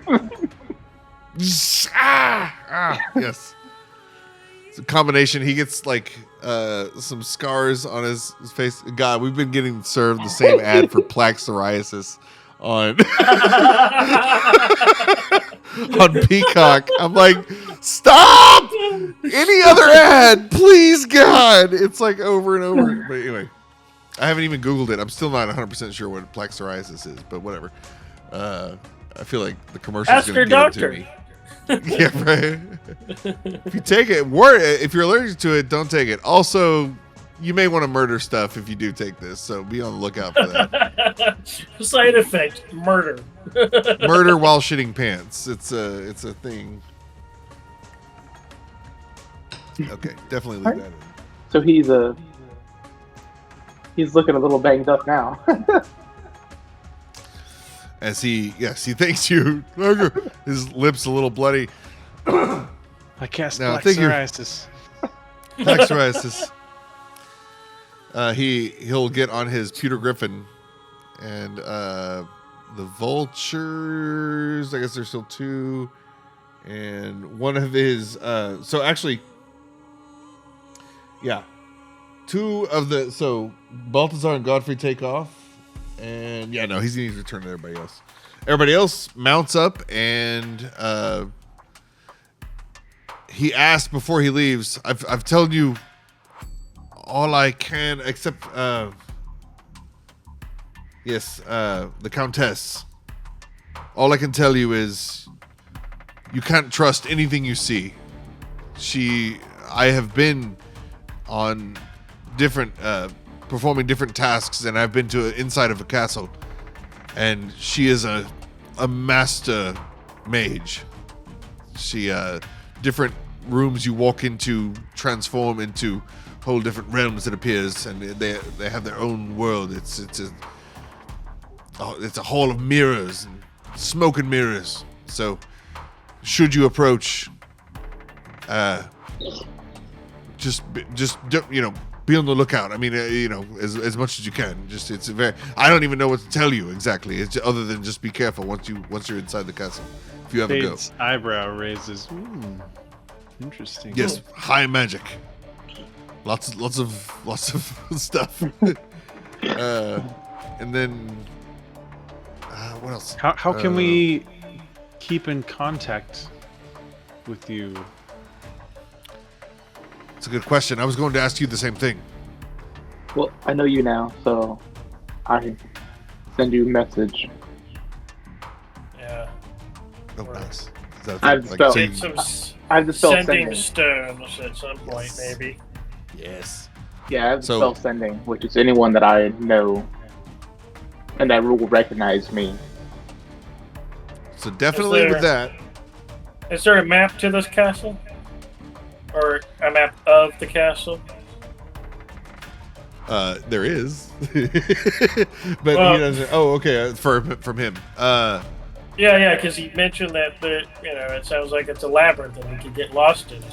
It's like, So he would describe. sounds like somebody's been in it, so they could tell us what to avoid. Well, that's what he's saying. That's what he doesn't trust anything he's seen.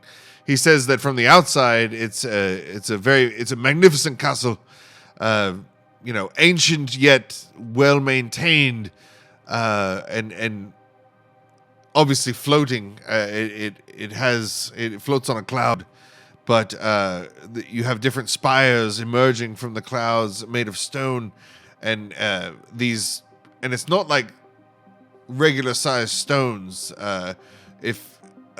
When you're on the approach, the castle looks ordinary, but as you get closer and closer to your and my size, as you reach like the base of it, you realize that the stones that compose this castle are, I mean,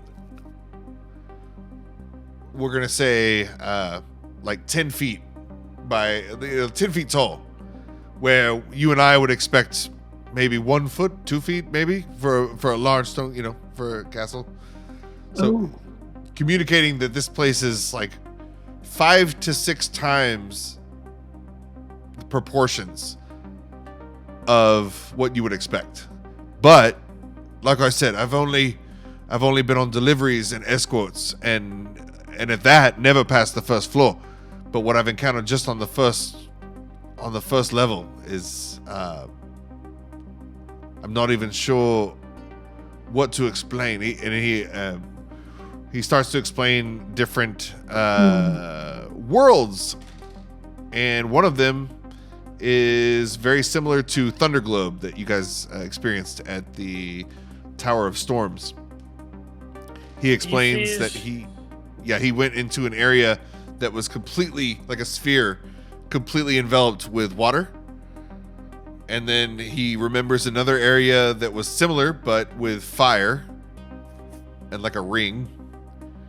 And then another area with like a rocky equivalent, but he remembers being compressed, kind of like a cave, like a tight space. And he doesn't, and then another area with more familiar to him, especially with phantom cyclones and gale force winds that would almost it's tough to explain. Imagine half material plane, half ethereal plane. So it's like if something were to come across you, you feel it and don't at the same time, even if you don't have like a magical influence. So it's a wacky place. It's Chuck E. Cheese, this place. It makes no sense. And they call it Lynn Armal.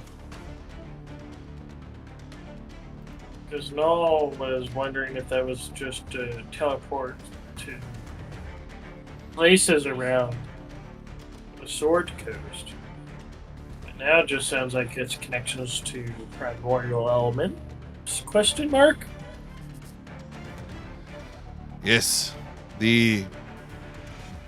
As you know, I'm sure the various giants they express and present different elements, from so the fire giants, frost giants, the storm giants and such. So I mean, there's already a connection, but I think that this being Ilpa there's something afoot. There's something, I think, bigger than the cult leaders understand. Something more insipid, more insidious.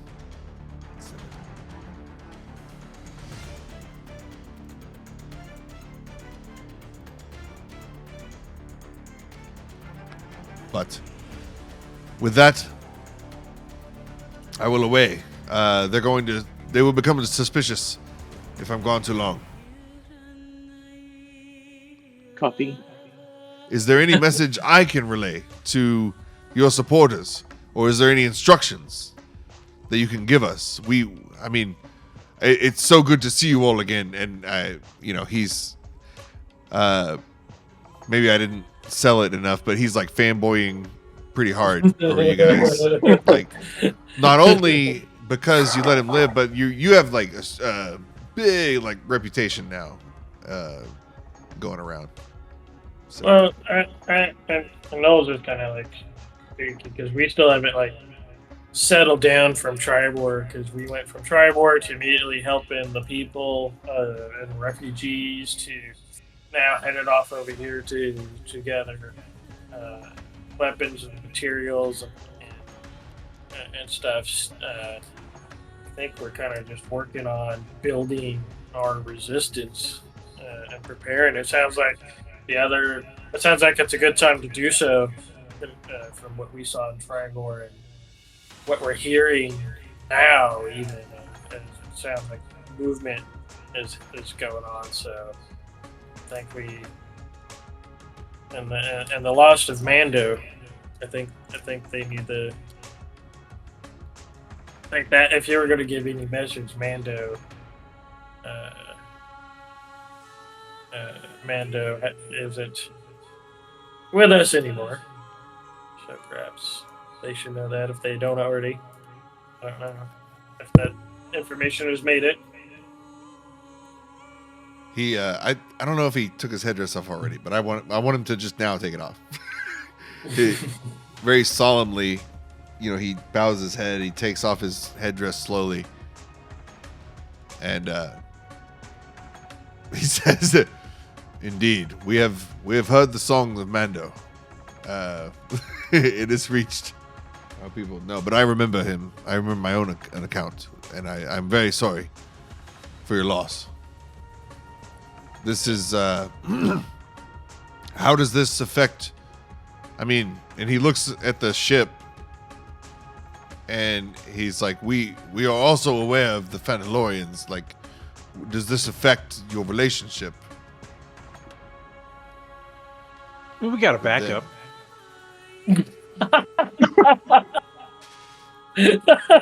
What?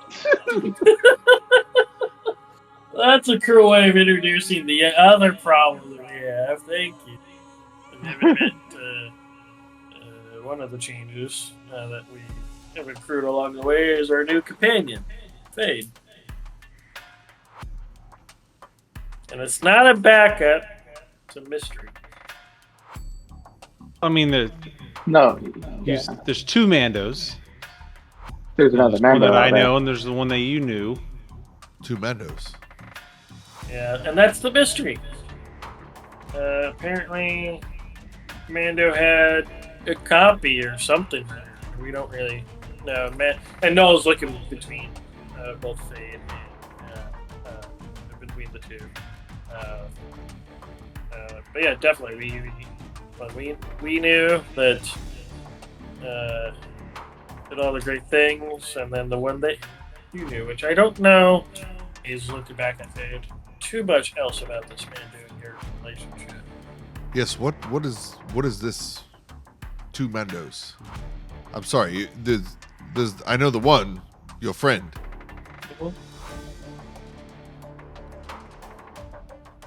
Tell him about it. Sing your song, and I'll use my silent image to summon up an image of the Mando that I know in his diamond armor. Yeah. Diamond plated. Yeah. He looks. He's like, okay, well, that's not my Mando. So it appears there's someone parading as your Mando out there. I wouldn't say parading. It doesn't sound like. I think at the very least, perhaps a copy or duplicate or twin brother, something. There has to be a reasonable explanation for whatever this crazy mystery is. I'm not denying that the Mando that Fade knew wasn't real or anything, nor ours. We have no idea of either way. So it's a mystery. But right now, we're more focused on the situation at hand. We'll have to go pick up your other Mando at some point. Yes. Well, I will consider this. I will inform the underground. We'll call it the underground. That the resistance. There we go. With the resistance that the Mando, from my experiences from your group, from which we associate him with, is not the one from the song. So. We don't Man, know. I love that song though. That's gonna. The boys aren't gonna like this, but we're.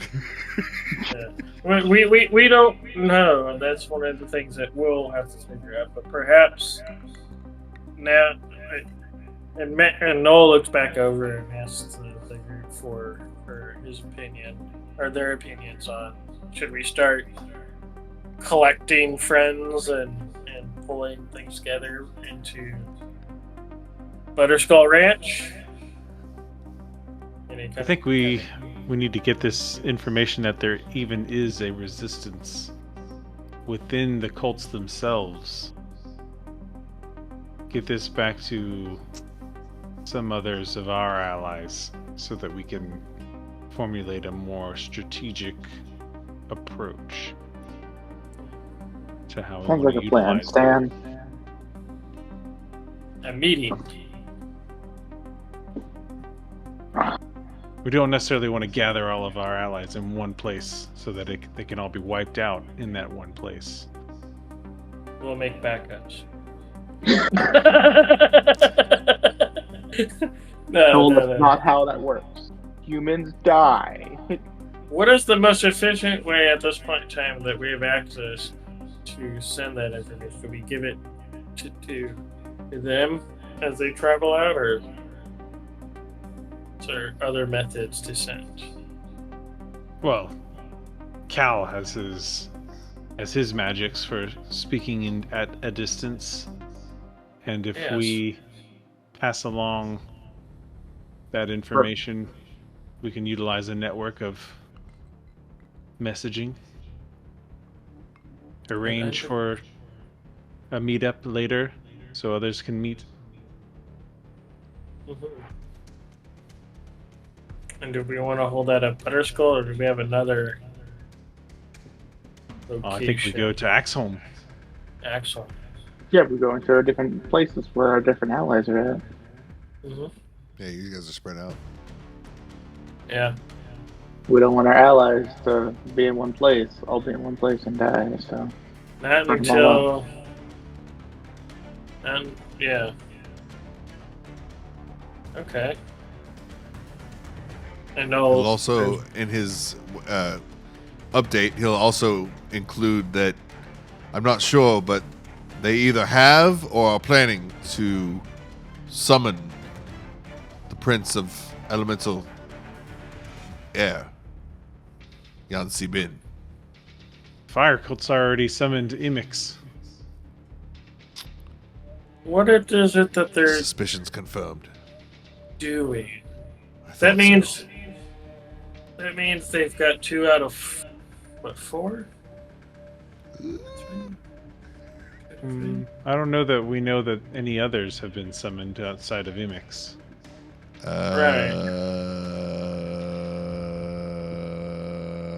Aaron. Fade says that. Aaron, Daniel. Well, okay.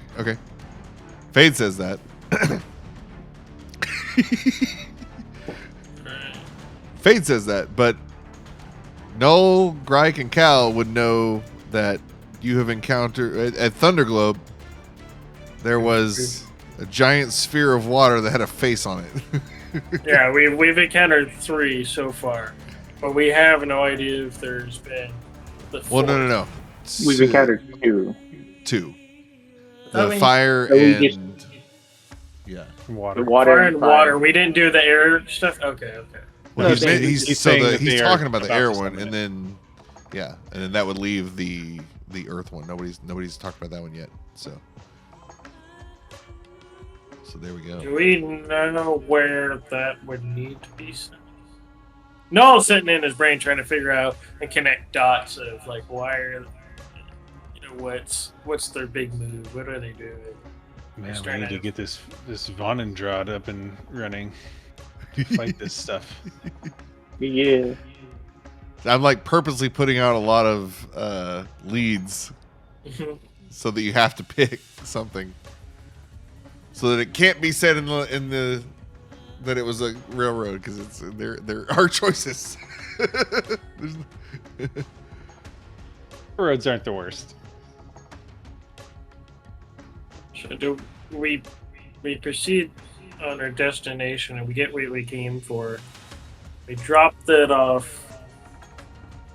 We send information out that we continue. Noel's just sitting there trying to figure out: do we jump over and go gather friends and allies and stuff, and start gathering? Do we send information out and then work on our next big step? I feel like we don't even know what our next big coordinate. step is. That's what we were Yeah, we trying need to coordinate. get to Axholm for. Yeah. You We guys don't wanna have waste like, yeah, this is time. great. You have a ton of side quests from NPCs. You've got main leads. There's new leads coming in. I'm just sitting back waiting. What are y'all gonna pick? We continue the Axholm, I believe. Yeah, I think we're continue still in that. Axholm. And Null turns over unless somebody else has something. Then we also have information get information out that we need to begin to move. Yeah, to download to the Phandalorians. You guys have learned a lot since you last spoke to them. Yeah. Mm-hmm. Well, we better not waste any time dilly-dallying around. Do we have any other pressing matters? Null's looking around at the room. As you guys are talking, we'll say Aziraphale and Crowley, once it was clear that the battle had stopped, they kind of surfaced out of there. And while you guys have been conversing, they've been going around and mending what they can to the ship. So we'll boost that back up to something reasonable. We'll say 150 out of 200. All the gas leaks and loose cables flailing around that got knocked loose. They're all tucked back in. Everything's tucked back in. Null will also aid with mending. So Yeah, so I guess we're going to Axholm. yes, Keep going Yeah, to Axholm and deliver message. we got a couple of things of business to do in Axholm, and then Null turns over to our guests. And I want to go to let's go to the map. The North players map. Let's see. Hey, look, it's a map. Wish I could zoom in more. Okay. So we're gonna say right now.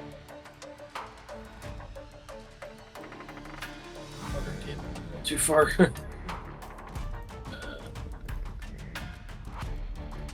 Passing the Shiner Sabras. Should try more. We're gonna say like here. Oh nope, too far. Actually, yeah, about there. So, aboard the Neverweakened, you guys are kind of almost directly above Shrine of Savras, which is full circle. That's where we got the Neverweakened. Around that area. I thought we got the Neverweakened like in the woods. Or is it Dragon Barrow? No, it's Dragon Barrow. It's Dragon Barrow. Dragon Barrow. Yeah, Never Dragon mind. Barrow. My bad. What was Shrine of Savras? That was a... That's where That we was got the the- gong with the wind. Yeah, the Gong with the Wind. Where That talk with was- the spirits. That's our most viewed episode. That Gong with the Wind. Really? And all y'all did was talk to ghosts. We've got like all these epic battles and whatever, blah blah blah. It's like, nope, just talk to some ghosts. Noted. Okay. Talking. Anyway. Good. It was cool Okay, though. So that means this episode's going to be really good. I think. Episode the title does matter. I think like, Yeah. but it's hard, man. We're on. It's hard to keep coming up with titles. I need to try better. I need to try more. Oh no! I've got a title for this one. What? Go. We've found your Angus. Found your Angus.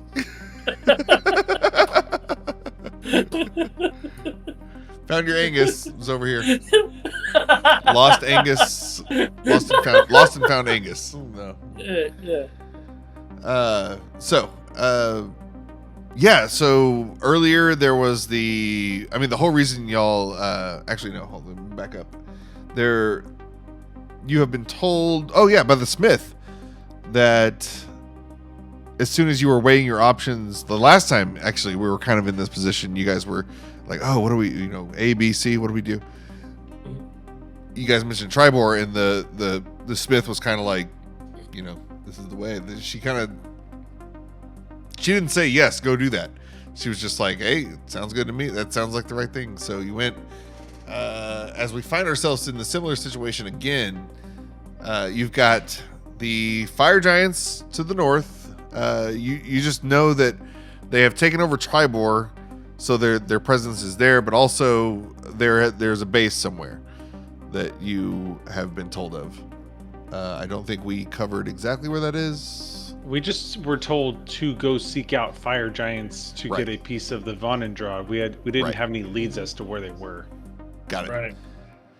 And then you got, I guess we still don't have leads. We just have no more Tribor.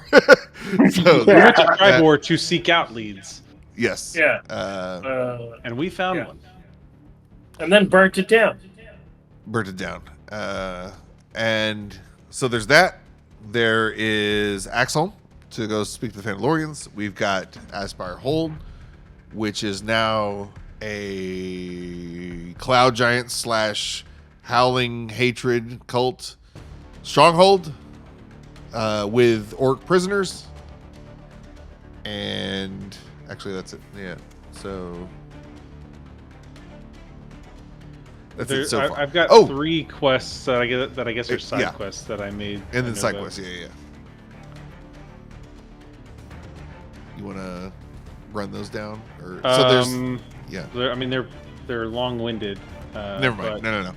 Darathara doesn't have contact with her fellow harpers, so Silver we should Moon. go figure out why they weren't aware of the fire giant incursion.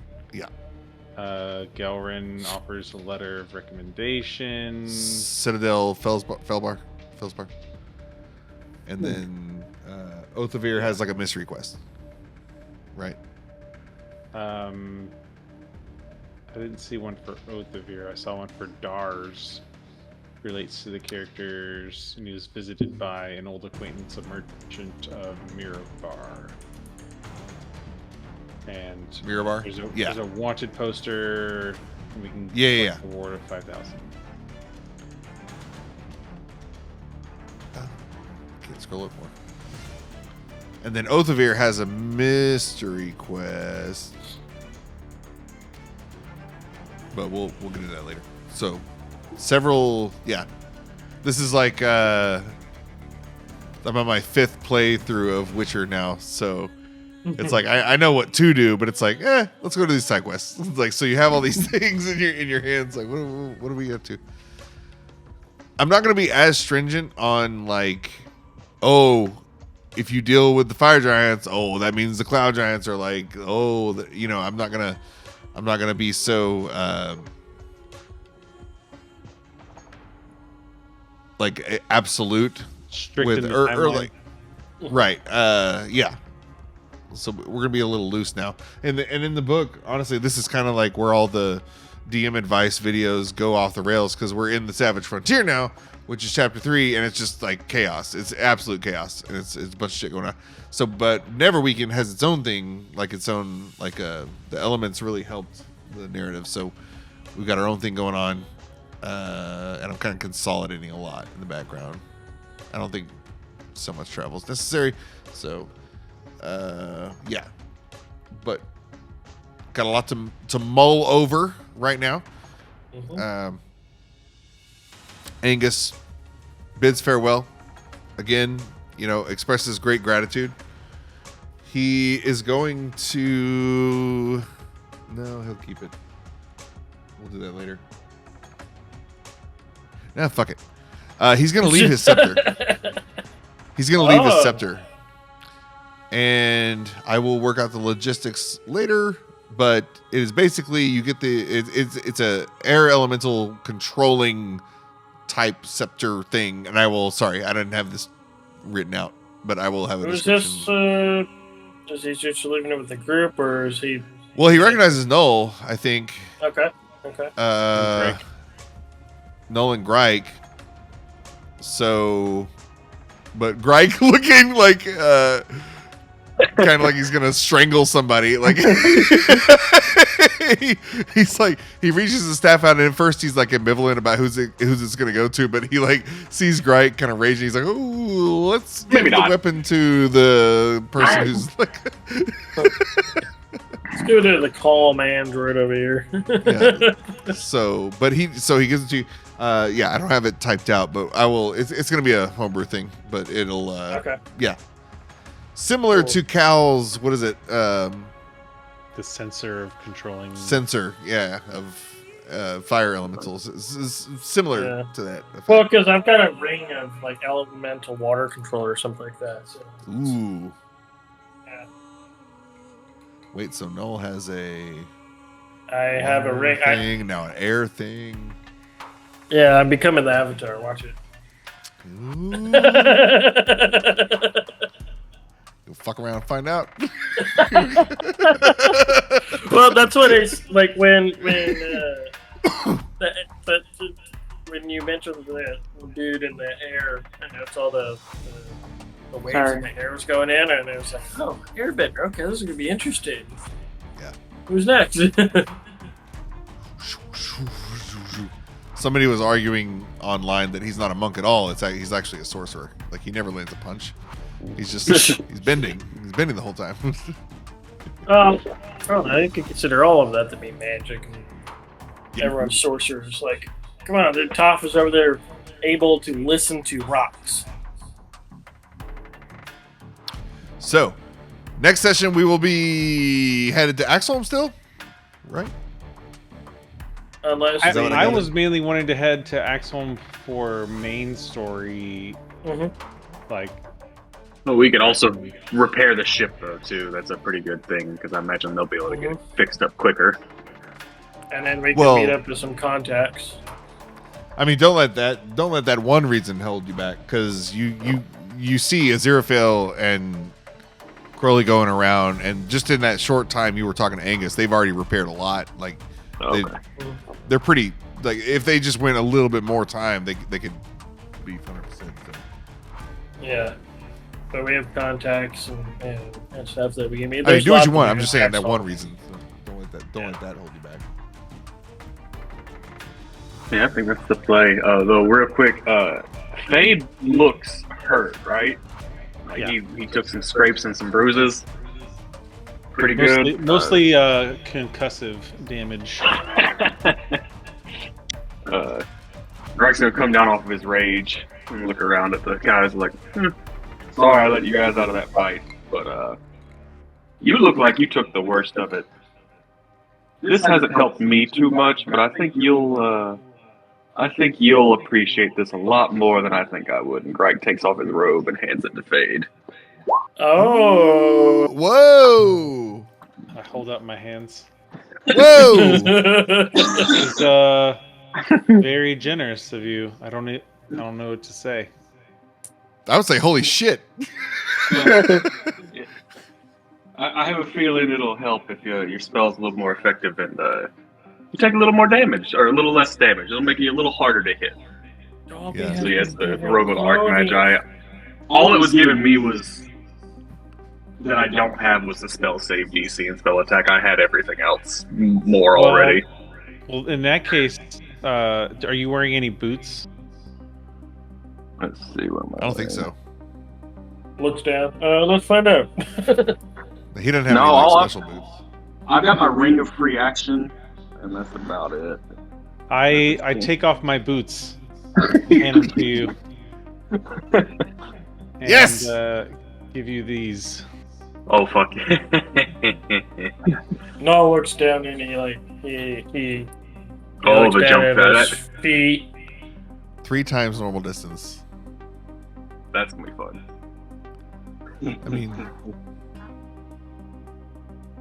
Null wonders. that's if They're we should definitely wear- not the of the same caliber of item, but it is. I Judging think by I can your looks you up and I can down. make Judging use- by your build, this ought to help you more than me. Yeah, so it'll max out, so I'll be able to jump 40 feet. nice. My strength's at 20. Will you be able to jump? Jesus. I guess Yeah, you don't jump your strengths, or you jump. Just a cool 40 feet. No big deal. Yeah. Yeah. Null looks down at his feet, wonders if he should wear boots or something of the sort, and he makes his way up to the up towards the front of the ship or the cockpit area. And gets ready for the next leg. Do we get enough time for some sort of rest? Enough time? No, we're gonna say like we're just now like noonish. Okay. Yeah, we basically had just left for the day, and we're traveling From Butterskull.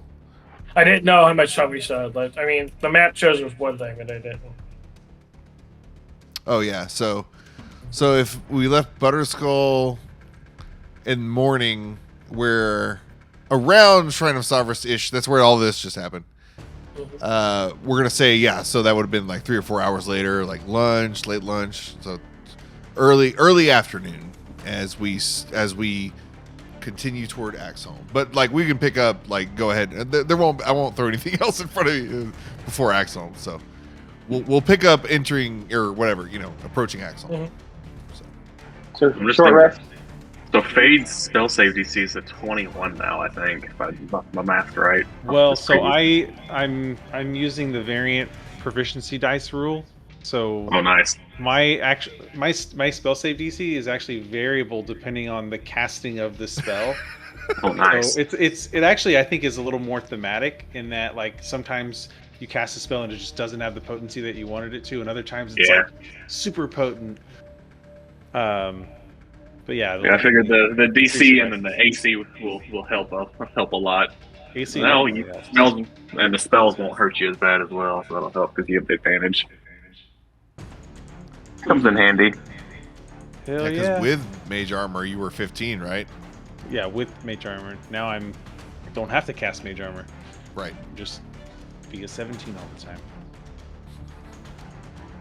And if you need to, boom, 19. But you could cast Mage Armor on top of that. Well, no, mage about to armor say, would can you- only do 13 plus dex. Oh, okay. Stack. Oh, lame. But I have shield. Oh, that's Yeah. it. Oh, there we go, yeah. So I was just looking at it, I was 22? like, I've been thinking about it when you rolled your wizard, because I was like, the only thing I'm getting out of this is the spell save and attack, and I use entangle every now and then. Right. Whereas I think this will really help fade out. It definitely does. Yeah. No, that's good. That's a good boon. I don't know how much the boots will help Gryke, but that's still cool. It's a big jump.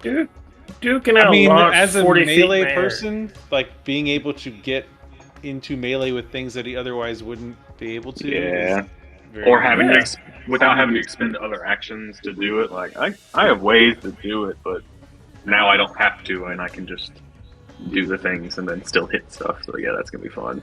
Especially whenever I jump and pile drive somebody from 40 feet. And remember, Pick you 'em can up. like you can port the stats from Owlbear into this if that helps at all. So I don't know if that actually. Jeez, are we gonna start seeing some barrelmancy going on here? Yeah, Owl bear from the top rope. literally, like yes, please yes.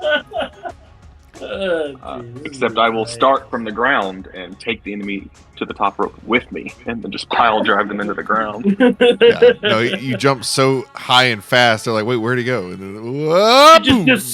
He disintegrates on the way up. Let's see, maybe I might shoot you some ideas, Sean, because I'm looking at the owl bear, and all my base stats are better than the owl bear at this point. I'm pretty sure I gave Sean some really cool ideas about things. So do we get at least everybody. And if you have like character ideas or like plot, ideas, just shoot them my way. I'm open to all things. There is a plan, but like they're only like key points. They're only like really big things. So there's a ton of small things that happen that actually make up the campaign. But the good stuff. in between those things. So hit me up. Yeah. Gryke. Yeah, hit me up. We'll talk. I was mostly just going for like an HP dump, like, you know. Yeah, that worked. Since I mean, you'd rather be fighting with the halberd and stuff, right? I mean, I'm assuming.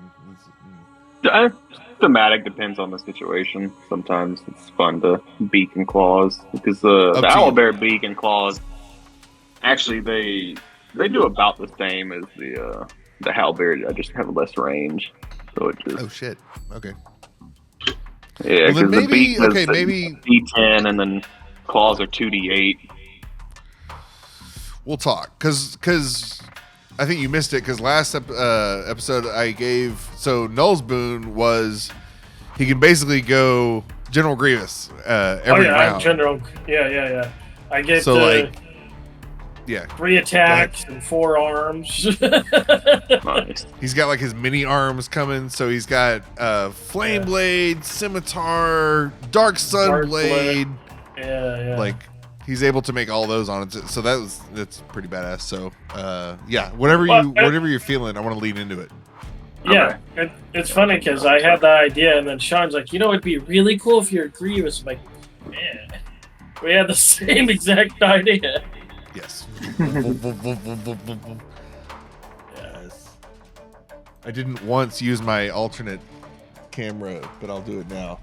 I'll switch over. Do the Grievous. Going in. Thank you guys so much. That was a lot of building tonight. It'll be fun. We're going to Axholm, and then I was not things will expecting happen. allies to be coming in. I thought we were just. Yeah, neither was Cal. I was ready to jump off, and my plan was to jump to the Pewter Griffin and then grab its wings and then crash it into the ground. Ooh, nice. Yeah. I was gonna go ahead, go to the big Griffin as well, and work my way onto it and just stab it as I'm sitting on top of it. I'm glad we found out that they were friends and not foes and stuff before we caused more damage, because then that would have been interesting for the resistance. No, it's cool though. Nope. This is cool. Give No, me this was screen good. grab. I Well, like next time. Yeah, it's good stuff. But yeah. Well, see y'all next time. Peace out. Yay! Yeah. Later. Bye, baby. Never weakened. You